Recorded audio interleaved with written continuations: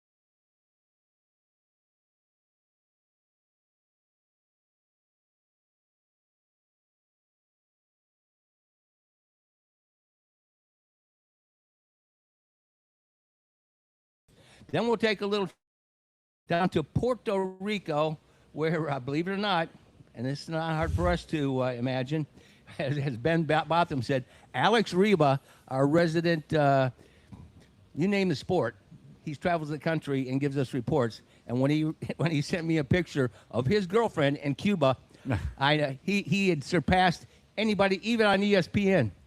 The guy goes from Golden State Warriors one weekend to Puerto Rico, and he'll be talking to us a little bit later on. He's Walter Mitty. He's literally traveling the entire world, living the life we all want. Yes, he is. And we'll talk to John Rager. Of course, he's my co-producer and right-hand man in the world of On the Tee, Florida. But he's also the president now of the Florida Sports Hall of Fame. And he's going to talk about, Ben, your favorite event. Oh, yeah. Baseball, bourbon, and cigars. And that's at George Steinbrenner this year. We'll have to get the entire gang over there because that is an absolute blast. And Ben can attest to that. Ben just needs his dead. Ben was parking cars for celebrities his first time there. Anyway, as I said, second hour. The Kezwick girls basketball team, they're going to join us too. They've had a great season. So, strap it on. We're broadcasting live on YouTube channel. Of course, we'll be live on Instagram. We've got in the house the A-team. Of course, with the audio and the video broadcasting as they do each and every Saturday. And as I said, we'll be waiting for Jeff Mangold to join us. You've done a little brief on Power and Pinstripes, his book, which is superb. You'll love it, Nick. It tells the inside story of being the strength and conditioning coach. Yeah. He won. He got 3 World Series rings. Yeah. 9 division championships. Yeah. And he also was with the New York Mets for a stint. Yeah, in between, and he's with his first 3 years at the Yankees. They win the 3 World Series. They won 3 out of 4, 4 and 5 years. But he's should have won the 4th one. Should have, right? Yeah. But he's there when you got all the big stars. That was Arizona, wasn't it? Yeah, Arizona beat him. Yeah, they got Jorge Posada, Mariano Rivera writes the forward for the book, Power and Pinstripes. And you guys remember the famous thing where the Mets, the Yankees, 2000 World Series, it was Roger Clemens pitching to Mike Piazza. The bat breaks. The most of the bat travels out to the field, and it lands by Roger Clemens. Remember what he did with that bat? The bench is clear. Yeah, remember what he did with that bat, though? I was too... He threw it. I'm struggling. He picked it up and threw it back at Piazza. It came out at him. He picked it up and threw it back at them. Mangold, Jeff, had that bat. It was in the bucket, in the dugout, and nobody saw it. He grabbed it between innings, took it to his locker, and he tells a story in 2014. He ended up selling it for $47,000 at auction, paid for his children's college degrees. That's what you get in this book. That was in the book. I missed that in the book. Well, I don't know if it was in the 2014. The tight ass, he should have sent me a little money. Right? But, I mean, that's the stories you get. Look at the Yankees definitively during the power years for our lifetime, so that's why this book is a must-read. Oh, yeah. I mean, I'm definitely going to check it out. And I know, like, firsthand, the grind that strength coaches have and the enthusiasm they have. Like, I could get away as a clubhouse guy, like, being in a bad mood some days. The strength guys can't. Like, they always have to be, like, peak performance. And like, the mood energy. setters. The Yeah, mood They are setters. the mood They're setters. basically a psychologist as well as a Yeah, physiologist. yeah, they're the ones that have to keep these, if you will say it, prima donnas, grounded.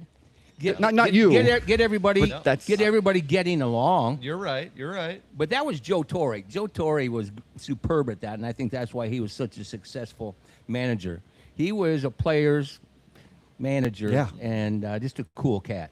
Been there, done that. Yeah. It's hard to find those kind of guys as well. A lot of times, at least at the college and the high school level, a lot of times you don't have that kind of relationship coming from a coach or a strength Especially guy having an owner like George Steinbrenner. That's also true. Yeah. Well, I mean, sorry. I'm also reading Dwayne Stat's book, and he talks about his first year in the booth for the Yankees at MSG was the first year that Steinbrenner was suspended.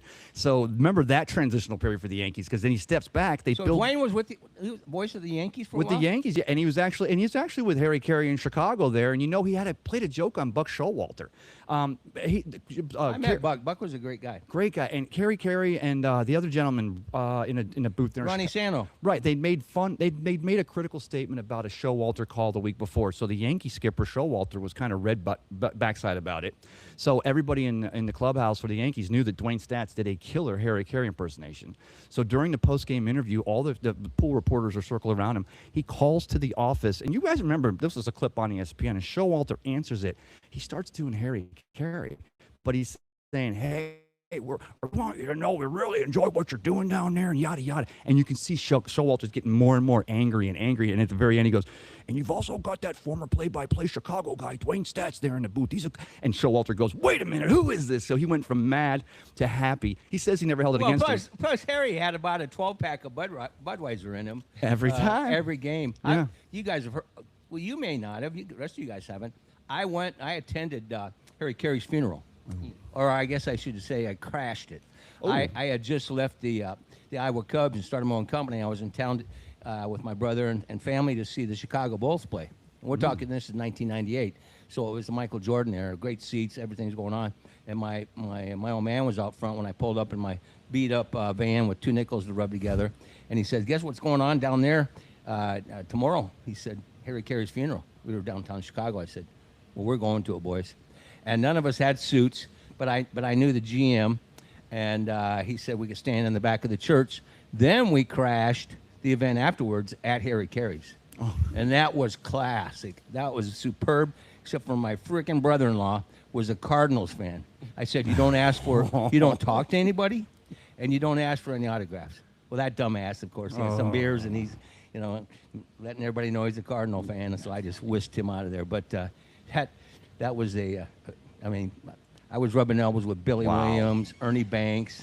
And you know what? Harry Carey would have loved that. Absolutely. That's exactly what he would have wanted for someone to crash his funeral. And Ronnie Sano was the greatest guy in the world. God rest his soul. Yes. Was Bill Murray there? I'm sure he was. He had to be. I mean, it was a who's who of Chicago people. Well, so and that's I'm sure. why this Dwayne Statz read, where is it even? But it talks about, because he worked in the booth with Harry Carey, and Steve Stone also was there in Chicago. Then Stoney went to the White Sox. Right, and they talked about how to call a game with Harry Carey, you just sat back and you let him do his thing. But you had to be serious when you were ready. But Harry Carey him spit all over the microphone. Just spit. And especially, remember, Harry Carey used to sing "Take Me Out to the Ball Game" 7th inning stretch in Chicago for the White Sox before he took it to the Cubs over there at the Wrigley Field. So, and you remember he started his career, and I don't know if this is in Rick Vaughn's book or not. He started his career with the St. Louis Cardinals.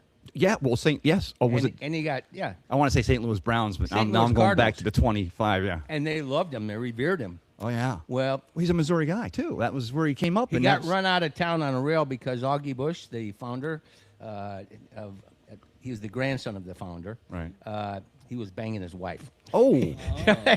Hey. They ran Harry out of town real fast. That'll do it. That'll cost you a job. Holy cow. Yeah. So I could tell stories all day long, but Ronnie Sano and my middle son at a signing, it was his 8th birthday. Ronnie Sano was such a kind guy. They all get in the row and you walk by and they're signing the baseballs. You'd had to hand the baseball to my son Ben, and then he'd give it to Ron Sano. And just a great era in baseball. But yeah, and part of that book. But I did not know Dwayne Statz. I sat right across from him at a Hall of Fame induction. to Mickey Lolich across the street in 2020. Yeah. And I did not know that. Yeah, he called the like I was saying, he called the Abbott, Jay Abbott. Remember the one-handed pitcher, put the glove on his with Tony Kubek. Tony Kubek worked the booth there with him, and he tells great stories. Dwayne Stats does in his book. It's called I gotta get the title, about working with George Steinbrenner, because he comes back from when he was suspended from baseball for hiring a private investigator to look into the Dave Winfield's. Well, that wasn't even for Dave Winfield. Was that something else he got suspended for? Was Dave Winfield the player that he had hired? I think he hired the investigator. Yes, that's a fact. He was looking for dirt on him to get a better contract, and of course he gets suspended. Could have got a lifetime suspension. They only said 2 years, but these are interesting reads, and so both are. We have Jeff Mangold today, but then Dwayne Stats. I'm reading this book. It's just so ready, and I have the best part has been I'm just finishing up the Yankees part, and of course we know the next step in '95 he comes here and he's with the Tampa Bay Rays. So I'm bringing it right into of course the Rays lost last night over at Steinbrenner Field to the Yankees. That hurts a little bit, but Team USA won. Our home away from home over there at Steinbrenner. I'm glad you said that. Babby was on with JP yesterday, threw a little love to Rick Vaughn. Didn't know the title of the book, but talked about it. And they were saying, and they've had this joke like, "Oh, we're back in town." And I'm like, "Well, you're back in Tampa Bay, but you're in the Yankee City." I thought about I watched it briefly, and I thought about you guys interviewing him right there, about 3 feet away from him, and he is a promoter. He's so good. But and I really don't care. Kind of a phony dude. Yeah. Wouldn't you agree, Ben? Yeah, you don't say, Mike. Well, he's You buy us all around a beer, and now you're selling us down the river to Tampa. Well, That's. He's in a I hate precarious Tampa. situation. He's not in a precarious situation. You got this land right here. Well, he should have shut his do it. yapper. He shouldn't have overdone it, getting up on the stage and getting everybody absolutely jacked up. And you guys were right here with him. Didn't you believe him that he was going to stay in St. Pete? No. What did he never say? He never said St. Petersburg. He only said the Tampa Bay area. He gave you that feeling, though, why he was down here in the heart of St. Why do Pete. you think he bought us around a beer? Because he was trying to make it easier for us. Good luck. Yeah, exactly. Good luck with that orifice across the street. Well, did you? Hey, the old the gray roof's lady, back on. It's not a toilet anymore. She's great. But did you see that there's possible bodies underneath saw Tropicana that. Field? Yeah. The city of Know St. that a Petersburg. bone dig- Digging up lot 1, right? Yeah. Like I brought a shovel today, and we're and they're not gonna do it till after the season. And respectfully so, we were hoped they were going to. Yeah. But then again, you want to be retroactively correct. Historically, there's a lot of places all around, not just Tampa Bay, but the entire United States that are built on top of graves. Well, I'll be 100% honest with you. I hope if the Rays actually do decide to move to Tampa and they go through with that, I hope that there's some kind of curse from the graves there that follow them to Tampa, and they never win another game. If they move to Tampa, I am going to be the biggest anti-Rays Well, you guy just might on want to earth. go with a World Series. I mean, No, I don't care. Every game. I don't care. Win as many. Okay, win as many playoff wild card banners that they want. Yeah. But no actual banners. Those wild card. I'll- everything about that. Exactly team. what they do now. Like, Well, exactly. Fair enough. Maybe they're already cursed. Maybe that's why we're in the Nick, predicament let's we're in. ask you, what's the feeling in the clubhouse when you get a wild card banner? Is there joy, or is it a mixed feeling? Because you Coming were in- right there in the clubhouse. yeah, no, everyone's proud of it, but like, I always got the sense that there was more to accomplish. Because there was. Yes, and with the players, the coaches, the people in that clubhouse, they wanted to go and do more. A lot of times, though, you didn't have the support where other people didn't do their jobs to the best of their abilities, and so it was kind of like you sometimes Animosity in the clubhouse. Yeah, they knew they were kind of limited at some points. You guys ever? Go ahead. Can I get Ben riled up a minute? Because I try Please, to. always please, am I- please, am I not please already? don't. You got a wild card. You accomplished something. You made the tournament. And I try to go back as much as I like Sandy Koufax and the 4 no hitters and the golden history with Jackie Robinson. Kissed your sister. I did. I still have problems conceiving baseball being done a month early in some instances because only one American team and one national team would win that pennant and make the series. Playoffs make baseball more exciting, Ben. But is it tough that a wild card team can barely make it and with a one pitching snafu or one hit home run can beat a team that deserves to be that pennant and the representative for that division? I'm not like against the wild card, but it's phony when you're hanging up a wild card banner, especially when they've made it easier to get into the wild card. then I'm kind of sitting around like, okay, I mean, yeah, we did something, but that'd be like if the Lightning did it. There's what, 12, 13, how many teams make it for the NHL? It's ridiculous. It'd be like having an Wyatt entire. Ross will be on a little bit to talk about Yeah, both. You but can get an answer out of him. it's a crap ton of teams that make it. It's not special. You know, I don't like this extended playoff format. Have baseball be what it always has. You know, I hate that. Ben, No, it's because not they're gonna happen. No, because they're trying to change baseball for today. It doesn't need For to do money. that. It doesn't need to. It's like the Catholic Church. We don't need to change for the world. They should change for us. We are who we are. Baseball is America's sport, and stop Now trying he to just change opened a with can of everything. worms. Well, and here's the irony. Here's the irony. With a salary cap like a la NFL, now a perfectly matched there's 72 teams make the dance. We got a playoffs. We run the playoffs for 6 months, but baseball has to have that.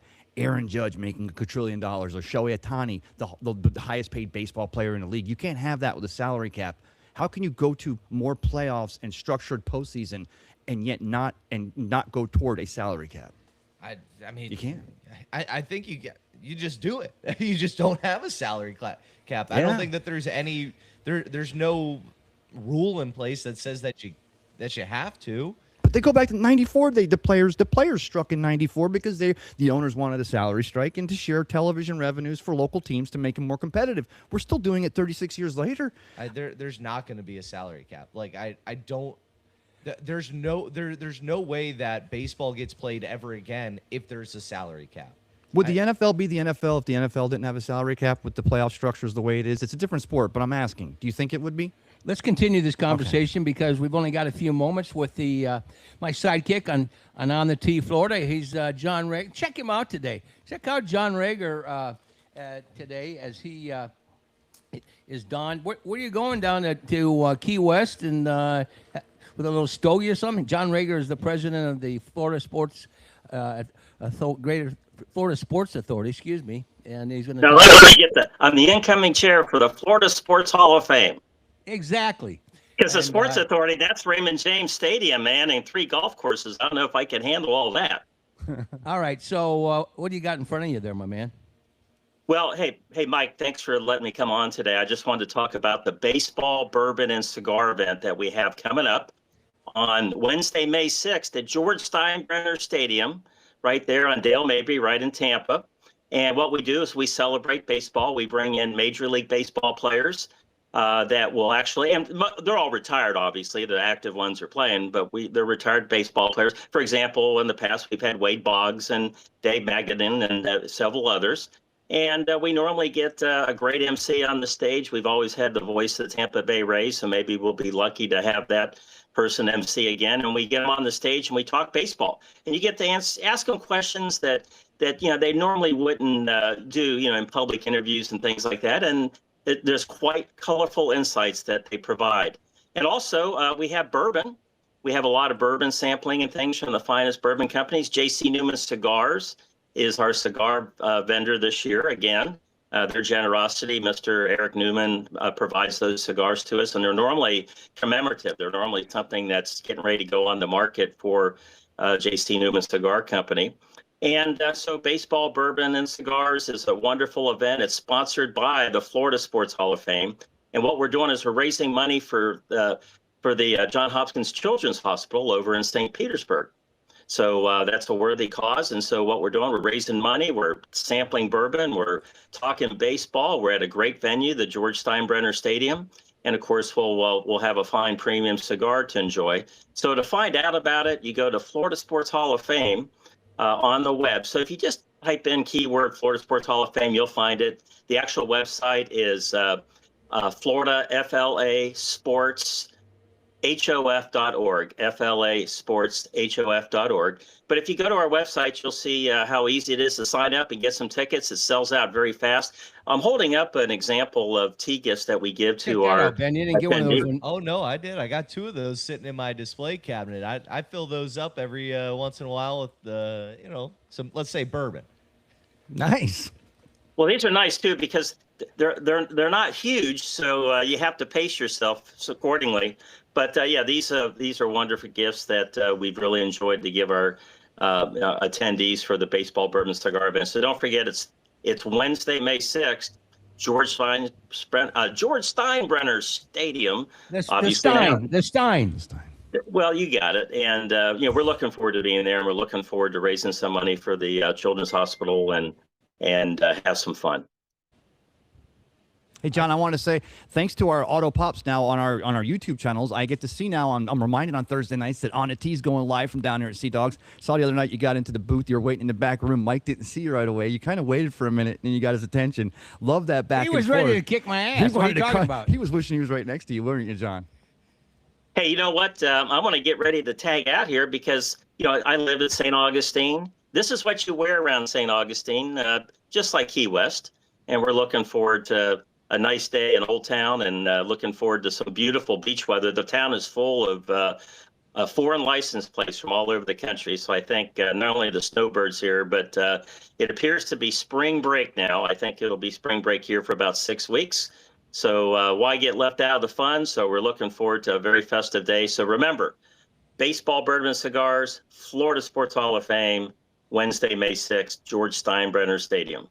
And I'm going to bring the entire gang this year, so we'll have a lot of fun, John. I'll see you and hear you on Thursday night. Have a great tell the lovely Miss Karen hello, and we'll see you Thursday. Thanks. It was great to talk to y'all, and we'll see you next time. John Rager's got a great history. His father, played for the Pittsburgh Steelers for years and was very instrumental in the players' union. And he owned a tavern over in Tampa, where all the media guys, the old retired football players, his mother, she also ran the joint, and that's what he grew up in. And John's about your size, and PGA teaching professional, and did very well in the world of golf, 43 years. But his dad saw how the physical stature that he was and said, "We're going to put a golf club in your hand." But John's just superb and very, very talented. And kind enough. And Alex Reed was trying to call us as well. So hopefully we'll be able to pick that up. Our first live call from Puerto Rico. Yeah, and I was going to say, don't forget to tell John that if you get credentials for Nick and myself also, you'll have 3 valet parkers. I'm including you guys. And not just one, but we didn't tell Nick. Tell this guy valet parked his first bourbon beer and baseball. It's a great story. Share Go ahead, tell him, man. Yeah, so I was working. I witnessed it. Yeah, I was working at the Tampa Baseball Museum at the Al Lopez house. I was helping them out, doing some, exhibits, walking around, showing people the place. And so they had me for the event collecting tickets. I'm welcoming people, shaking hands, doing the whole thing. He was big time in it. He thought he was big time. Yeah, it was the coolest night of my life, to be honest with you. Wade Boggs is showing up. All these guys, all these really cool You were figures. still on cloud 9 that Saturday for the Sports Connection on the sidewalk out here. I just met him. Yeah, I know, and I just met you guys. That was one of the first shows we did out there. I joined you, Mike. We were doing a sidewalk. But go ahead, man. Yeah, so it was crazy. Like all of a sudden, we was like, "Oh, you're going? I'm already there." It was kind of insane that it worked out that way. But I'm standing around, and all of a sudden, this beautiful blue, what was it, a BMW, Mike, or Mercedes? Beamer. It was a 5 Series. It was killer. Moly. I'm not a big car guy, it was but a pewter blue. It was a convertible. It's beautiful. And out steps Lou Piniella. And nobody seems to notice this. It's just me who's... I see him walking towards you, though. And my entire life, I was a pitcher. I lived for a moment where a big league manager gave me one of these to... Hey, you're going into the game. And he gives me one of these. He's like, come on, you're in. Send in the righty. So I come running up to Lou Piniella. Like a little kid. He's digging around. He's going in his pocket, and he goes, someone's supposed to park my car. I thought I was going to die laughing. Then he's, oh, my God.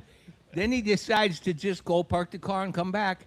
I would. He did it. I would have drove around Ybor for about 15 minutes, and I was looking for a freaking parking spot, acting like I was, you know what? Mike, that car's worth more than my life. I don't care. I don't care. You only get that opportunity once in a lifetime to drive a 5 Series. That would have been the end of my life. At 22 years of age, or even 22 yet? Yeah, I could have a drink. I knew that much yeah. at least. I hope you got a tip at least. No, he didn't even get a tip. Just the tip. That's what he got.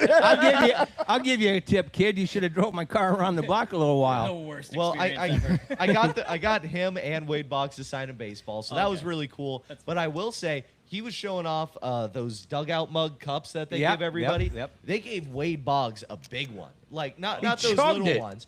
It wasn't just chugging it. He probably had 30 to 40 refills. He of can that. drink some beer. You know that. It's not just baseball bourbon Legendary. and cigars. Legend. It's baseball beer bourbon and cigars because he was putting down some cold ones. Can I point out a point we're missing here? You just basically said at this event you got the tip and 2 balls. That's all. That's all I heard. So hey Ben, whatever it takes, go ahead and park those cars. But you still got to meet Lou. And you went right up. That's awesome. That was pretty cool. Wade Boggs was super cool. He didn't go to the bathroom once after drinking 30 beers, which was insane. He did it on an airplane. Who Never got out of the tracks that? seat. No, I was watching. Well, no, I'm just saying. Will you 'cause- have the over and under when he's going to go to the bathroom? Well, I was like, man, he's kind of crushing these beers, and I was like, okay, he's had about 20, he's had about 30. The night's about over, and he's like, yeah, just keep them going. Oh, okay, all right, man. Not only that, but I'm going to interrupt you guys. Yes. This is a test. Alex, are you with me? nope, Nope, I don't hear him, and I got to talk. Alex, are you with me, my man? down there in Puerto Rico. Or is he in Cuba yet? Sounds like I should be able to I'm hear hearing Is he something. the Tampa guy that was shooting at the island? Oh, Alex Reba, we're efforting him right now. there he is. There you are. Ghost in the machine. Can you hear us right now? This is our first international call, you know. Yeah. And it's 12:30, just about 12:30 his time. Which is crazy. Again, I believe, and we'll wait till we hear him. The WBC or the World Baseball Classic. Yeah. They're playing the games in Cuba. Are they? On Really? the island of. Aren't they? Are No, they playing, no, no, they're no. Playing, They're playing they're them in playing Puerto all Rico? over the place. Well, I know they're in Japan, and they also have the field out there. Well, I'm just excited for Team USA. There's some really solid talent. Hello. Alex, can you hear me? Alex, are you there, my man? Nope. Well, we tried the international call, and unfortunately, it's not coming through. And only Alex Reba would try to call us from a foreign country. Well, he's got to call from some country every week. It's a U.S. territory. It's, Puerto Rico. Yeah, don't get me going on that either. Hey, what about Junior Caminero? Isn't he like 72 for 72 so far in his WBC? And Babby said yesterday on a JP Peterson show, they were like, him and Eric Neander were like, hey, can we save a little bit of that for the start of the season? Because that was the trouble yesterday in that loss to the Yankees last night. The pitching is looking spot on, but still the offense. Well, so many of the guys are kind of pulled out and drawn out for all these different teams. Alex, can you hear me? Yeah. I'm here. Are you there, Mike? Yes. Bravo, man. It's our first international call. Now, are you in Cuba or are you in Puerto Rico? Are you being frisked as you go in the Cuba line to get in? Guantanamo? No, we did not go through Cuba. We're in Puerto Rico, but we're here supporting Cuba, of course. Well, let's talk about your experience so far. I about died when you sent me that picture, and that's where you're going to be. It's got to be extremely cool. The baseball flavor in the area has got to be at an all-time high. Absolutely. I mean, we came here about 3 years ago on vacation, and it was off season for baseball down here. But even then, to come here for the World Baseball Classic is such a treat. And then, of course, to see Cuba play here, we're really excited for. The team isn't exactly as strong as it could be. There's a lot of political reasoning behind that. But obviously the team has been pretty successful when they've played in the World Baseball Classic. They've made it out of the group stage every single time that they've been in the tournament, and they made the semis last time out in 2023. So we're excited. Big win to start the tournament off yesterday against Panama, 3-1. Yohan Moncada, one of the few MLB guys, had a great game, hit a dinger, played some great defense at the hot corner, and we're excited about that. But the Puerto Rican team obviously got off to a hot start last night as well, and they're the team to beat in this group, and also they definitely have the fan support behind them here. Alex, I wanted to ask you because USA's only won this one time, 2017, right? And Dominican Republic, Cuba, these baseball teams Japan now. But the South American and our Cuba and Dominican Republic and such like that, these are always been our hotbeds of baseball. But now the narrative here, at least for the USA in just coming off the Olympics and the victory for both the men's and women's, is we're going in with the stacked staff. And our school ball is going to pitch like 3 pitches, and they're going to have Skeens throw warm up. And they're going to still keep them limited. But are you seeing any of that as you're looking at other teams teams feel like they're in a shadow of this? Not that you would see it, or does that feel like it is even as you're watching these international teams play, that maybe the overshadowing because of what USA is going to have in store for Japan? And what a disappointment could that be for any country? Well, yeah, I mean, going off your first point, yeah, the U.S., historically speaking, this is not their tournament. They're not coming in as the favorites necessarily if we're going off of historical performance. Like, Japan is a 3-time champion. Obviously, they're the defending champion, and they're returning Shohei Ohtani, arguably the greatest player we've ever seen in baseball history. I mean, 2 homers, a grand slam yesterday, another homer today. He's off to an insane start. Seiya Suzuki had 2 bombs today. Japan's 2-0. No shocker there. But the rest of the team, the rest of the field, there's a lot of strength in it. Obviously, the DR didn't even get out of the group stage last time out. That was a pretty big shock with the talent they have. Venezuela has Acuna. They have Ranger Suarez. A lot of talent on that team. There's a lot of talent across the sport, but like you said, it is a little diluted because Puerto Rico is the best example. Multiple players, they were not given insurance claims, so they're not going to be here. So it's a little bit difficult. And then when you look at the excuse me, we're getting out of our Uber here in San Juan. I told Mike it's a crazy day, but no, when you look at the pitching staffs, I think the biggest disappointment is, like you said, Skubal on a pitch count limit, only going to make 1 start for the team. You get a guy like Paul Skeens in there probably for 1 start. I mean, the depth is there, but it doesn't necessarily feel like a team if these guys are kind of coming in and out and not necessarily playing and sticking with the team the entire tournament. And I get it because, all it takes is a couple of bad starts from a couple of your starters or whatever. You don't want that, especially if there's any pressure to be, okay, we just got the Olympics in hockey. We beat Canada on both fronts. Let's go at this.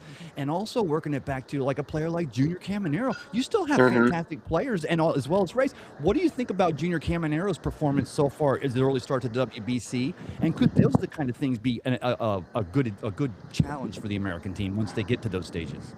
Yeah, I mean, first of all, shout out to 2 Rays that have gotten off to really hot starts already, and Jonathan Aranda and Junior Caminero. They look ready, and we're going to need them because, as I'm sure you guys have talked about already, that Rays offense looks a little bit thin based off the spring training results we've seen so far and just kind of the lineup on paper and some of the subtractions the team's had this offseason. But they've gotten off to hot starts, and in terms of bringing it back to the World Baseball Classic, yeah, I mean, the U.S. has as good an offense as you could ask for in this tournament. They have the pitching to back it up. But it's going to be interesting. I think one of the most fascinating things about the WBC is you look at some of the strategy that goes behind some of the pitch count limits and some of the ways they have to kind of get creative with some of these pitchers. They can't go more than 65 pitches in the group stage without, game restrictions. And some of these teams, they don't have the depth. I mean, I was just telling Rachel, my girlfriend, that Cuba, they have a really strong pitching staff. Offense is kind of hampered by some of those political restrictions I mentioned, but with the way the structure of the tournament is set up, they have today off, and then they have a back-to-back game Sunday, Monday, and they get Puerto Rico on the back end of that. So they're going to have to be very creative with their pitching staff because obviously that Puerto Rico game is going to be the biggest challenge of them for the group stage. But they also can't overlook a team. They got past a Panama team yesterday that didn't have the thump in the offense, but also pitching staff wasn't all that elite. Then they can't overlook a Colombia team that's got a former Ray and Harold Ramirez and some other talent across the board. So I think that's one of the most fascinating things about a tournament and a group stage like we have in this WBC. Hey Alex, this is Nick. I used to be a bat boy for the Rays, actually. Nice to meet you. Great talking to you. Great talking to you as well. But everything like competition aside and everything like that, this is a great showcase for players who are not signed in Major League Baseball, minor league baseball. Like, this is a great time for somebody to kind of show that they deserve to be at a higher level of baseball. Do you have your eye on anybody, like, could be any team that's maybe stood out so far? That's a great question. I mean, you look at some of the stats that some of these guys are putting up because they flash the title card, and you see some of these guys that have been out of baseball, like Christian Betancourt. I saw his name last night, former Rays catcher, and I see he's batting like 300 in the Mexican League, and then he has a chance, like you said, to put himself back on the map with these world tournaments. And I think it's always fun to kind of see these tournaments play out because I think the World Cup's most notable for this. You see a guy that overperforms with his national team and on one of the biggest stages, but then he gets back to a club team, in Europe or wherever, and then he doesn't replicate that performance. I think James Rodriguez, if you're a soccer fan, is kind of like quintessential ideal of that. I don't have any names that come to mind early on in this tournament, and there's so many names of guys that we don't even know. I mean, you look at the Brazil team. First of all, crazy. like Brazilian names on that team. There's a ton of Japanese influence in Brazil and the way that roster is constructed, which if you want to go in and learn some history, I found that pretty fascinating, the actual connection between Brazil and Japan and how many people. I think Taj Bradley was actually eligible for Brazil potentially. Double check me on that because I know he elected not to play in this WBC. But it's also just fun seeing some of these guys like Logan Allen started for Panama yesterday. Certainly wouldn't guess him to be Panamanian, but on his mother's side, he is Panamanian. So it is fun seeing some of these guys perform, play for their heritage. And then, yeah, back to your question, I think we'll just have to keep seeing how this tournament plays out. And I think there definitely will be some names, maybe some ones we remember. I mean, heck, 44-year-old Alexi Ramirez, former Rays shortstop, former White Sox legend, he's playing for the Cuba team. So I think real true baseball fans get a treat to see some of these guys back on our TVs again. Well, only Alex Reba can go from Madison Square Garden to Puerto Rico, and have Rachel on his wing. You got a heck of a great woman. Either one of you speak Spanish? Of course, por supuesto. Mi novia es cubana, so she speaks perfect Spanish. She's dual linguistically. What is the word I'm trying to say? Bilingual. There's bilingual. The word. Yeah. Thank you. But yes, I speak a little bit. I studied abroad in Spain, so I'm always hoping that I can tap into that wealth of knowledge, and she helps me along the way. But yes, it's been a crazy run. We've gone from New Orleans to MSG in New York, and now to Puerto Rico. So it's been a heck of a time. And I told her if the Bulls do their job, we're 2 wins away from a potential first round game in March Madness, which I've never been able to see a team I support actually make. So who knows where we might be in a couple weeks. Alex, you're going to be at the AAC Championship next week there in Birmingham as the Bulls look to lock up the AAC and, of course, definitively lock down that March Madness position. I wish, man. No, we're still going to be wrapping up our final leg of the Puerto Rico trip. That's and then we did joke, though. We did joke because if Cuba can make it out of this group stage, they'll go to Houston as the runner-up or the winner of Group A, and then they would take on, I believe, USA or Mexico potentially. I don't double check me on that because you can actually see who each team would potentially meet in the quarterfinals. Cuba's no matter what going to Houston if they make the quarters, but then the semis would be on Sunday night. And I told her we get back Saturday. There's no reason why we couldn't make a little trip down to Miami if Cuba's playing in the semis. Hey, let me give you a little tip. Shipyard Brewery is a big contributor to our show. I got this down pat for you, buddy. Mucho cervezas, por favor. You got that? Yes, I got that. Claro que sí. Muchas cervezas, por favor. We're doing a rum tasting in 2 hours, so you caught me at my most eloquent moment of the day right now. I might not be so easy to talk to later tonight. Alex, I got a question for you. It seems like the atmosphere and kind of the discussion around the World Baseball Classic has changed this year, where last year it seemed like there was a lot of negativity behind it. People were not really into it, especially with the Edwin Diaz injury that happened with the Mets. It seems like this year it's extremely positive. What do you think has kind of spurred this change in the atmosphere for the World Baseball Classic? I think that is a really interesting point because you look at that all the time. I mean, we just saw the Olympics. We saw, I'm a Penguins fan. I see Sidney Crosby get hurt for Team Canada. It absolutely grinds my gears seeing a guy playing for a team I don't even care about, getting hurt, and now in the heat of a playoff run, he's out for a month. We can't afford to lose a guy like that. But internally, I think any true sports fan has to put, their self-interest in their club team aside. Now, again, this is a totally different conversation when you talk about the actual business behind these guys. And that's why, like I said, the Puerto Rican team, they don't have Frankie Lindor. They don't have Javi Baez. They don't have Jose Altuve. I mean, they lost a lot of, key contributors to their offense because of some of the restrictions on the insurance these guys were unable to get. Crazy that Edwin Diaz actually got insurance, given the fact he literally got hurt, like you said, in the World Baseball Classic, celebrating one of their victories last time we played here in 2023. But the Mets were on suicide watch after that. It was unbelievable. Hey, newsflash, it's not just that injury that hurts the Mets. But go ahead. I'm sorry, Alex. No, it's completely fair. Like, if you are a Mets fan and you see that happen, there's always the woe is me Mets fan. But that really did feel like you're cursed when you see your top end closer go down celebrating a victory at the WBC. But yes, I think like anything, we get pessimistic about something in the abstract, but then the actual sporting event comes around and we realize just how great it is watching these top guys playing. And obviously it sucks, like we said, Scooball's only going to make one start for Team USA. Skiing might be limited. We'll see how that works out. I mean, a lot of these guys are kind of limited, at least the big name guys from the MLB. But hopefully we get to see more guys, and we get to still see those great storylines. And I do think people, they just kind of, who doesn't love cheering on their national team in these competitions? I mean, I was just thinking, what a great sports year. We get the Olympics with Team USA. I was just going to go there.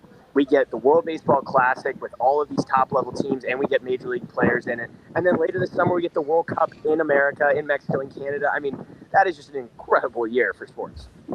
Well, when you get back, if you ever land back here at your home base, I want you to bring Rachel down, and we're gonna get some Rachel stories about traveling with you.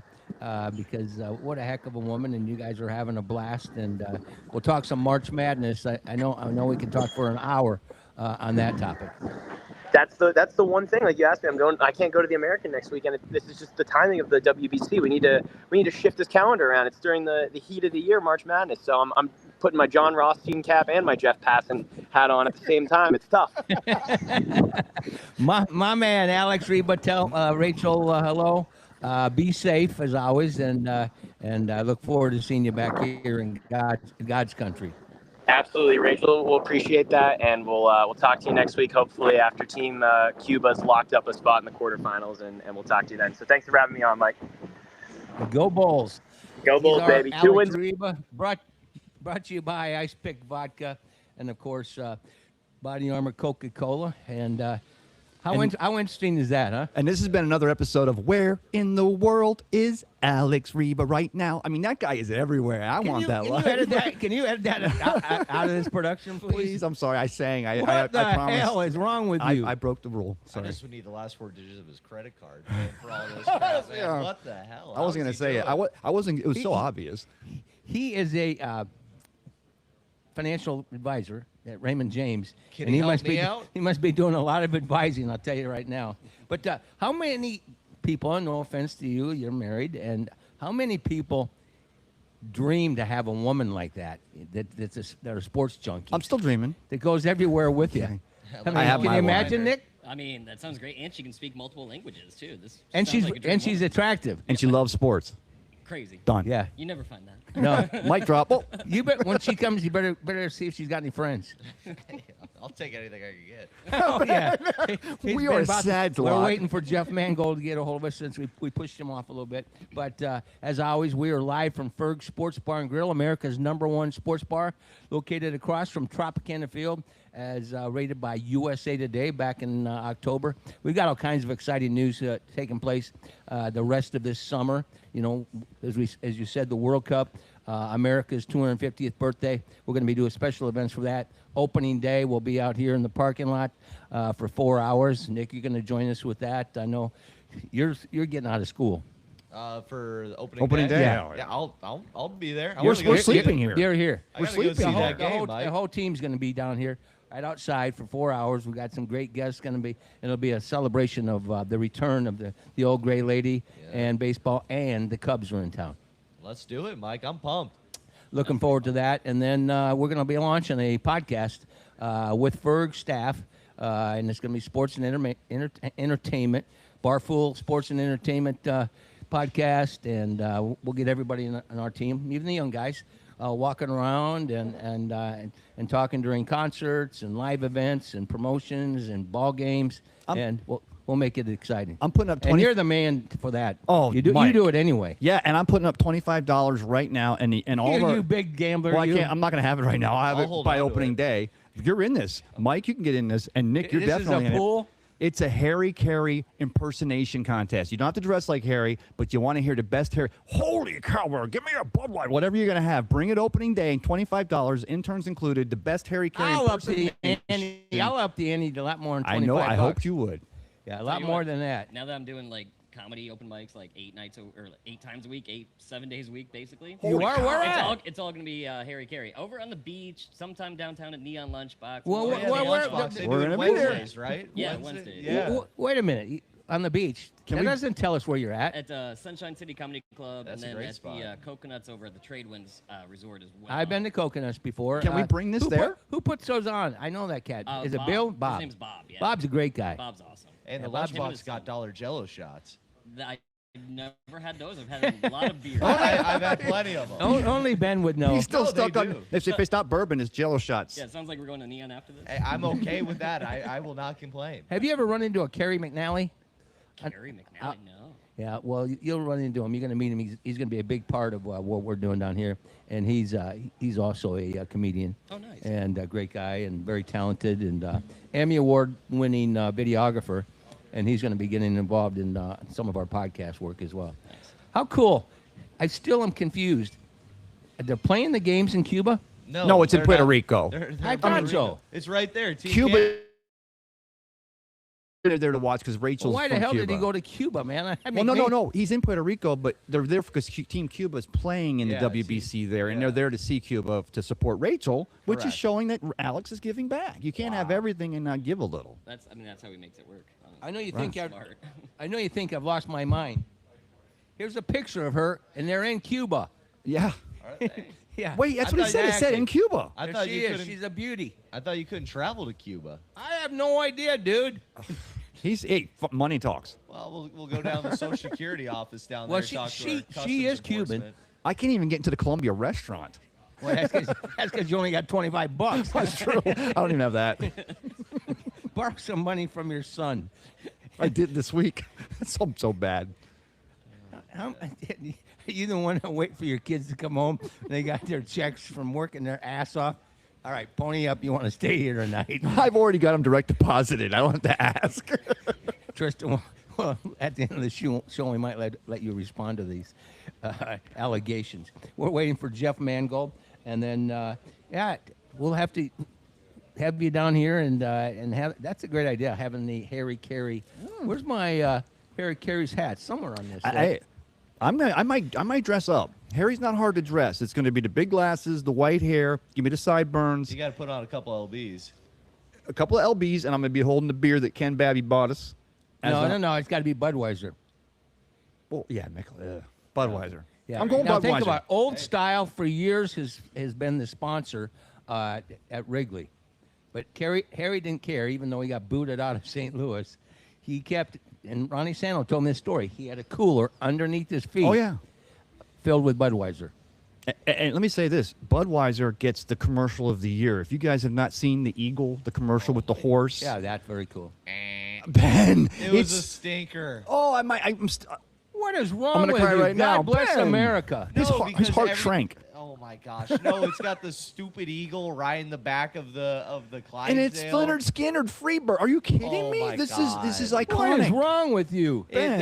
Remember when we used to have the Clydesdales? Remember with the bald eagle? There's something in my eye. No, it's a bunch of crap. They're oh my. He's a romantic. You can see this, right? No, give us a real deal commercial. What's a real deal commercial? Not that crap with some AI. I Well, there was some AI going on. Everything, imagine that. Everything's AI today. No, just get the damn horse pulling the thing and having the beer in the back. That's it to exciting. Toss it to a couple girls wearing a bikini. We're good. and we're Hey, happy. he's American. If there that's you all go. it takes, like I'll be the marketing guy for Budweiser. Hey, Like, if that's it'd gonna get me me on to the buy right it. here, like yeah. It made me not want to buy Budweiser more when I saw that crap, man. I was upset. I love Budweiser. I love the old red jackets, man. Give it to me. Well, The Cardinals I lost Michelob Ultra. I don't need to lose an opportunity to get Budweiser. I got a Bush Mountain Man hat on. There you go, brother. I'll drink Bush. I'll drink Keystone. I don't care what it is. And don't forget, if throw it our way. the Rays go to Tampa, the Cardinals got a 1 in 29 chance of being your next favorite team Well, actually, the team that's going to be my next favorite team will be the Philadelphia Phillies. because of the pressures right here. Because they're the only Clearwater. team in Pinellas County that actually cares And the about Blue the Jays, area. your new favorite No, American they're- League East team. No, they're Canadian. But they train in Dunedin. I don't care. They're Canadian. Fair enough. That's a big no-go. Canada's got 2 home runs though in his WBC against Colombia right now. I guess. I didn't know North America, I'll Canada root could play for 'em. baseball. Oh, I'm kidding. No, I Taking mean, my- I'll definitely be a big Phillies guy. I mean, we got Bryce Harper. He's on the World Baseball Classic team for USA. Love seeing him out there. And I mean, the Team USA is going to be fun to watch. What a dude. I Bryce love Harper. it. Who do you think's got the best jerseys? Because I remember last World Baseball Classic, Great Britain had probably the worst jersey I've ever seen. Yeah. Worse than the JV like high school teams around here. The weird thing for me, I watched Jonathan Aranda circling the bases yesterday for Team Mexico, and I love Mexico colors. It does look good. Yeah, Team USA, I love the USA uniforms no matter what. I just love those hockey units. We just came off the Olympics, and I love the away and the home jerseys. Looked a little like the Rangers, but I love those Team USA hockey sweaters. But yeah, I think Mexico, I think one of my favorite teams. The stripe color-wise. kind of S for the Team USA, I think it looks amazing. Yeah, I that think does it's a great pop. jersey. It's a good look. I also like Japan's jerseys. Ooh. Japan's was nice last year, the all blacks with the gold pinstripe. Hey, I saw a lot of knockoffs of those being sold at card shows around the area. Almost bought one. It was like $30. I was 50-50 on it. You were 50-50 on it? Yeah, I don't know. $30 for a knockoff jersey, $20 I would have done it, but We're efforting Jeff Mangold, of course, as I mentioned, a former strength and conditioning coach of the New York Yankees, and we'll get his opinion on, as a strength and conditioning coach, for some of your players going to play in the WBC. Is that a challenge for a strength and conditioning coach? And he's kind enough to join us right now. How are you, my friend? Morning, Mike. Good to see you. Great to see you. Yeah. We did a nice preview opening the show on your bio, and I guess I'll open up with that question. If you were at the Yankees and 7 of your roster went to play in the WBC, would there be some concerns on your end, or ownership, or in the management? What would you guys have to do differently, I guess, is the question. Yeah, there would be, and I had that experience in the 2013 WBC where I was the strength and conditioning coach with that group, with Joe Torre as the manager and some great coaches on the coaching staff. We'll talk about that in a minute, but there is worry and for these guys to ramp things up so quickly, but and the adrenaline flow, because you go from spring training, a couple practices, and even some spring training games, and then you get into the setting. I remember our first game out there in at Arizona Stadium. It was against Mexico, and it was, you go into the dugout, you start looking at everybody like, whoa, this is we're gonna get it on here. This is playoff atmosphere. It was wild. So that even though they might try to taper things down a little bit, you can't do it. It is 100% game on, and it's these guys that did okay to say that they're going to play. I'm sure they took care of themselves to try to ramp things up a little bit to get ready. Real quick, and then I'll turn it over to my panel of baseball experts. Did you ever have one of your key players get injured playing the WBC? Well, that year, that even before we played a game, that Mark Teixeira, during batting practice, I mean, he liked to hit a lot. Plus, he was a switch hitter. Doesn't matter. But I remember as I was walking out to the field for the first day, and I walk by the trainer's room, and I look in, and there's Mark Teixeira sitting on the trainer's table with Gene Monahan, the head athletic trainer, looking at his wrist and checking out his hand and his forearm. I'm going, that's not good, So he was the casualty, and so we ended up. Who was it? Eric Hosmer. He's the one that was called up to take his place. But other than that, it's maybe not injuries that happen during the WBC, but it's afterwards that The wear and tear early in the year. a little bit. Even though they played 4 or 5 games, but it's at a high peak. So it's just it's like coming off of the All-Star game where they have the home run hitting contest. When these guys are jacking these home runs and swinging so damn hard, so fast, without any rest, there's some different batting averages and performance capabilities after that All-Star game. We saw that with Randy Arozarena, didn't we, fellas? Oh. Yeah. Do you think that a change in the season for the World Baseball Classic could help it? When you think about like Satchel Paige's All-Stars or Jackie Robinson's Negro All-Stars, when they would travel around, a lot of times it was after the baseball season, October through December. If they did something like that for the World Baseball Classic, being that they already played a full season, do you see a lot more support from a lot of major league guys? I'm thinking that's not a bad idea. I'm sure I'm sure they've tabled everything, all of these, but again, Because I understand the concerns for earlier or for so early in the season. These guys revving up fast. Yeah. You know, the guys used to do it all year long. Yeah. Then you have the fatigue factor of having the year complete, and for the teams and the players, usually the top guys have been through the playoffs and the World Series, and they're just drained. But then to take a couple weeks off and then try to crank it back up again. But so you're saying guys like Jackie Robinson and Satchel Paige are just tougher than these modern could be. Madonnas. You always got to bring that in. Could be. I don't know. Well, Jeff, let me ask you. Yeah. No, I was going to ask you because this came up a couple weeks back, and your name was called into the show. We were talking about the Sam Darnold, the oblique strain, the quarterback for the Seahawks. And he's back in 5 minutes later. I'm paraphrasing a bit, but then we look for an oblique strain like a Taylor Walls or a player in baseball. And I in my mind, I started thinking because baseball, you're set and you have to be ready to go. Where football, an object in motion continues in motion. Is there a difference in the way, or obviously there is a difference in the way baseball and football would go to an oblique strain? But why would that baseball player take a longer time or a lot more longer time to heal that as opposed to a football player? I think there's more rotation in a baseball swing than to throw. You're going to feel it. Heck yes. And especially depends on what side. If it's your front side, like for Sam Darnold, him being right-handed, it would probably be more intense and bother him if it was on his right side where he has to follow through a little bit. But I think in baseball, it is more commonplace that it is rotational movement, a higher percentage of it versus arm action type things. Hey, Jeff, this is Nick. So a little bit different. So I worked in the Rays visiting clubhouse for 12 years. And so I'd see like these moving parts, you know, with staff and players, of course, like that.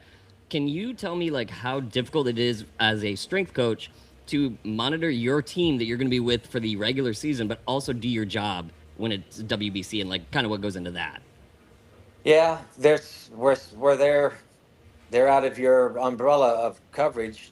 You have to communicate with who the strength and conditioning coach is for the WBC, and it's so it's about a 2-week period where they're gone and they're out of your control. So it comes down to communication and the professionalism of that individual that's working for the WBC, and just to have a clear understanding of your player when they do get ready to go there of this is what I'd like you to do, and connect him with the strength coach and for them to adjust and where it's not a generic program for all those players. It is, if possible, to the specific needs of this multi-million-dollar player that we need to have when he comes back. Yeah. Hey, Jeff, by the way, fantastic forward in the book Power and Pinstripes. Mariano Rivera writes the forward in your book, and that just blew me away from the very get-go. People don't realize your first 3 years with the Yankees were World Series championships, and that's the team that you were dealing with right out of the blocks. On that team, I was wondering if I could ask you a couple of questions of a couple of the players, strength-wise and muscle-wise or technique where they like to work, and maybe you could give me a short little answer. David Wells. Go ahead. David, well, that was the 12-ounce curls. Would you mind? He had his moments, though. David Wells had his moments of He actually worked out? Sporadically he'd get into it, you know? But then longevity-wise, no. And he was a better athlete than he looked. Yeah, I got to give him credit for that. He had good feet. He had quick feet, and he was just a big, raw bone, flexible. His range of motion was flexible. Yeah, and not just flexible. Beer lubes you up. Not just flexible on the different bars that he might go to, but just, well, I want to ask you. Mickey Lolich flexible. Yeah. Oh, But let's say, you know, Andy Pettit. Andy Pettit was a very hard worker, diligent worker. The group of guys, Girardi, Paul O'Neill, Tino. You said A-Rod was a maniac. yes. Yeah, that was A-Rod was. A-Rod, he prepared himself better, of the day of the game. He propelled himself to play more optimally than anybody else beforehand. And I think we've mentioned about that, but he'd be like a fighter, you get a fighter that goes into the ring. If they're not sweating, they're in trouble. A-Rod would be sweating, loose, and ready to rock. And then, You told me but, he lifted weights. He lifted weights before the game. well, just yeah, but a lot of guys would do that also in the early afternoon. And there's some, I didn't mind that because it helps really, it heightens the nervous system a little bit to stimulate a little activity. Not to a point of fatigue, but Right. if they want to do something light to get loose, that's fine. But then I'm sorry, go ahead. But here's one story. I think I might have mentioned this before with A-Rod. Well, now we're video streaming, so we need this story. Okay, but physically, there's the physical aspect of it, but then there's a psychological aspect of getting ready. So many times before the game, he'd go, Jeff, Mangold, Coach, tell me a story. Get me psyched up. Tell me something about Paulie O'Neill, because he loved O'Neill. He thought O'Neill was the ultimate. And I said, okay, A-Rod. Okay, here's the deal. That there's a busload of kids coming down from upstate New York, and they're all blind. They're coming down. You're and not they're supposed coming to lie down when you're a Catholic. Yeah, and they're coming down with some nuns are in the van, in the bus, and they're coming to, I shouldn't say watch you play, but to, be where you are. And he's going, oh wow. I said, but the thing is, they know they follow you because when you hit when you make connection with the ball, it sounds different than anybody else. He goes, oh wow, whoa. And I wanted to, I'm sorry, Yeah. Jeff, I wanted to ask you about a couple of things. First of all, Mariano Rivera, the way he threw the baseball. I look at that character. I was always so amazed by how he could throw the football or baseball. I'm sorry. Was he all midsection? Was he all obliques and everything in tight here, or what was the most Like you, strength Ray? with Mariano? Yeah, like my sit-ups with Mariano Rivera. And did Yeah. Jorge Posada have the strongest legs for a catcher in Major League Baseball? But Mariano was just so long-limbed and loose and explosive. I mean, he had a vertical jump of a little bit over 30 inches, because that's one thing I instilled with the Yankees was to do some physical testing, because that physical testing part came in to help motivate the players. Because Brian Cashman, the GM, said, you know what, we need to do, after we won a couple World Series, or won the first World Series, that we needed something to really get the competitive juices of these guys going. So that's where we instituted some physical tests to do, because make their competitiveness come out. But back to Mariano, but he's just so smooth, and his timing. A lot of these guys, you can't see where they get their power from. It's just like great golfers. It happens so fast and so easy that it's the kinetic chain. Let's call it the triple reaction, the triple reaction, the ankle, knee, and hip all at one time, just like it's a whip, or Wow. it's like mine a doesn't. yeah. Like mine doesn't now. yeah, it's like Sugar Ray Leonard with a punch. It is getting that full extension where you just get popped right on the jaw, and they go, wow, how did he get knocked out? Because it's just that whip. Inertia, the inertia. Yes. The thing is, Mariano, he was a fabulous center fielder, but you never saw that. But he loved to shag fly balls during batting practice. He could run stuff down like crazy. And the other guy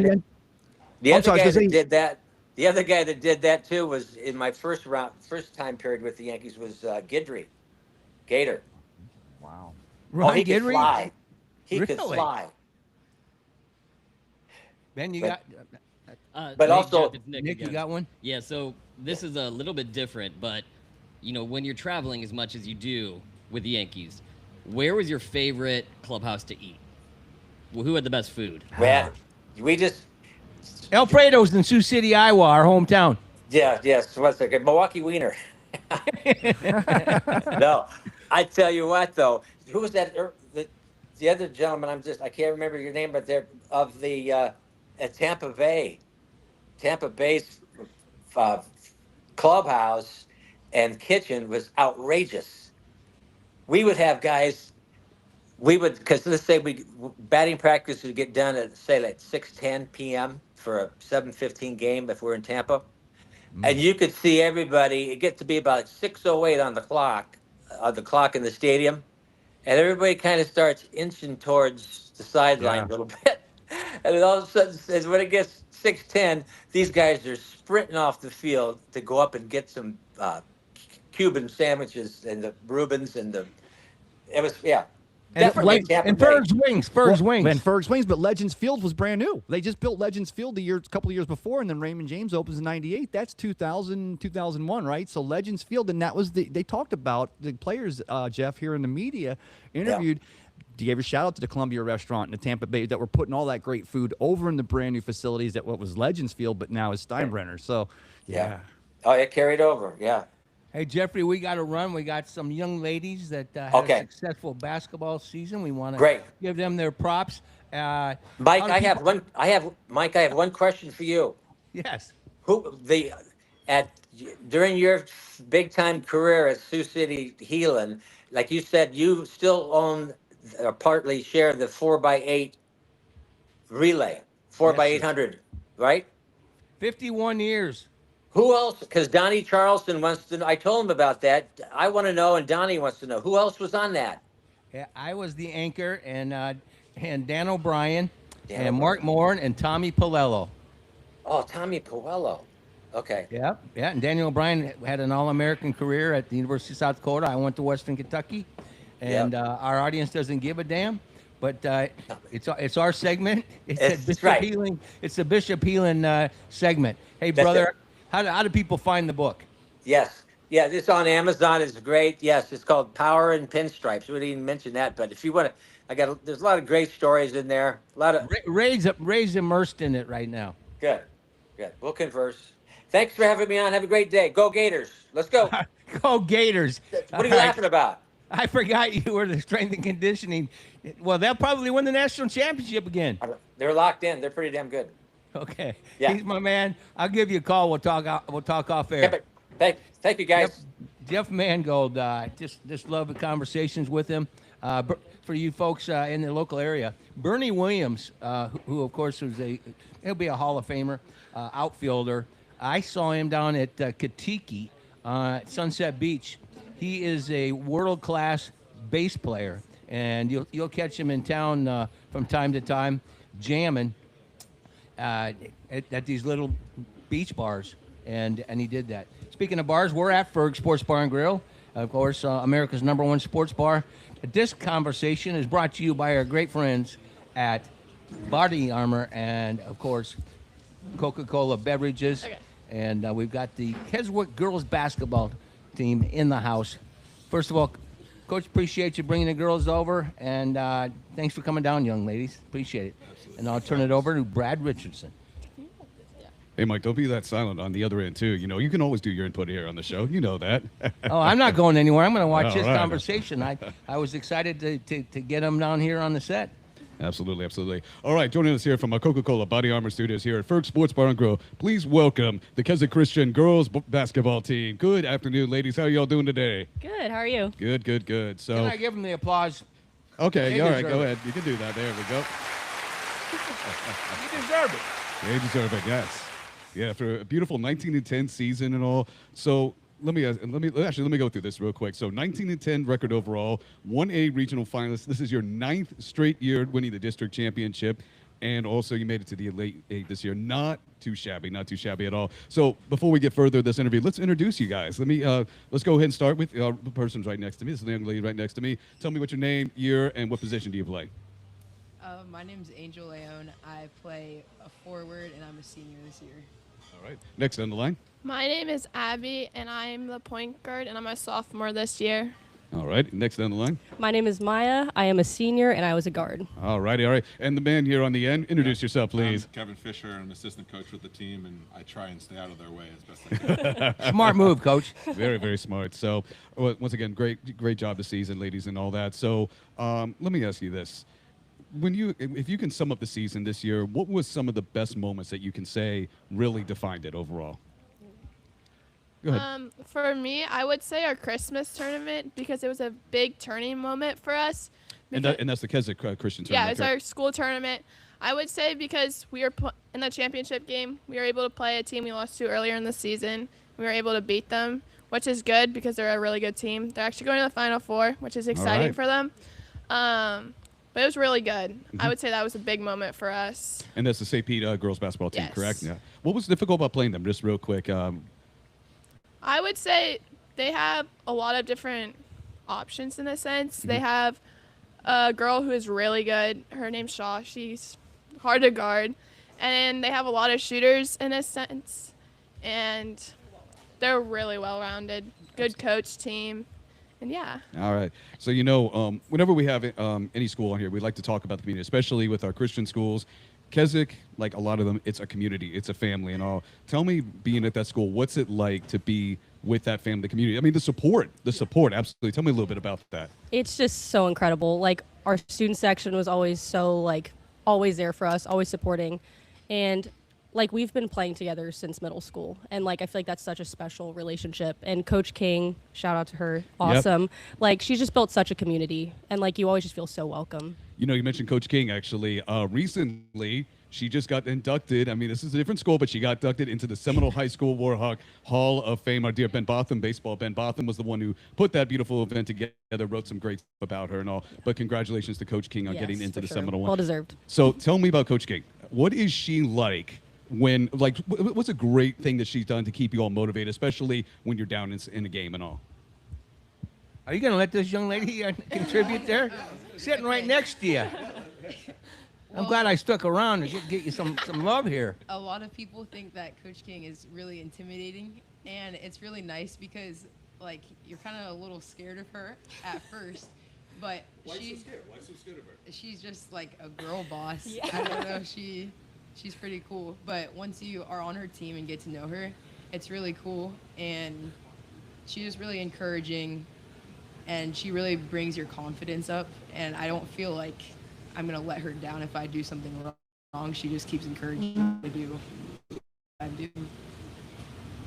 How has she helped you guys improve your game and all that? I mean, you probably struggle with some stuff, but how has she improved you guys?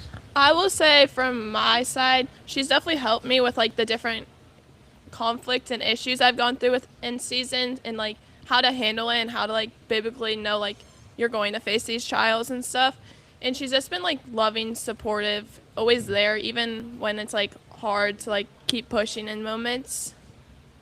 Yeah, for sure. She's just such a good role model. Like I said before, that was a very well-deserved thing in the Seminole Hall of Fame. But she's just taught me that asking more than my identity. And, it's a game, and, we're supposed to be having fun. So that's been really important for me. I just want to say this too. Being at Kezwick, you all are influences to young women that are going up in sports. Tell me what it's like seeing these young girls at the game and watching you. I mean, they've got to be just hey, if these all can do it, I can do it, right? What's it like to be a young influence to them?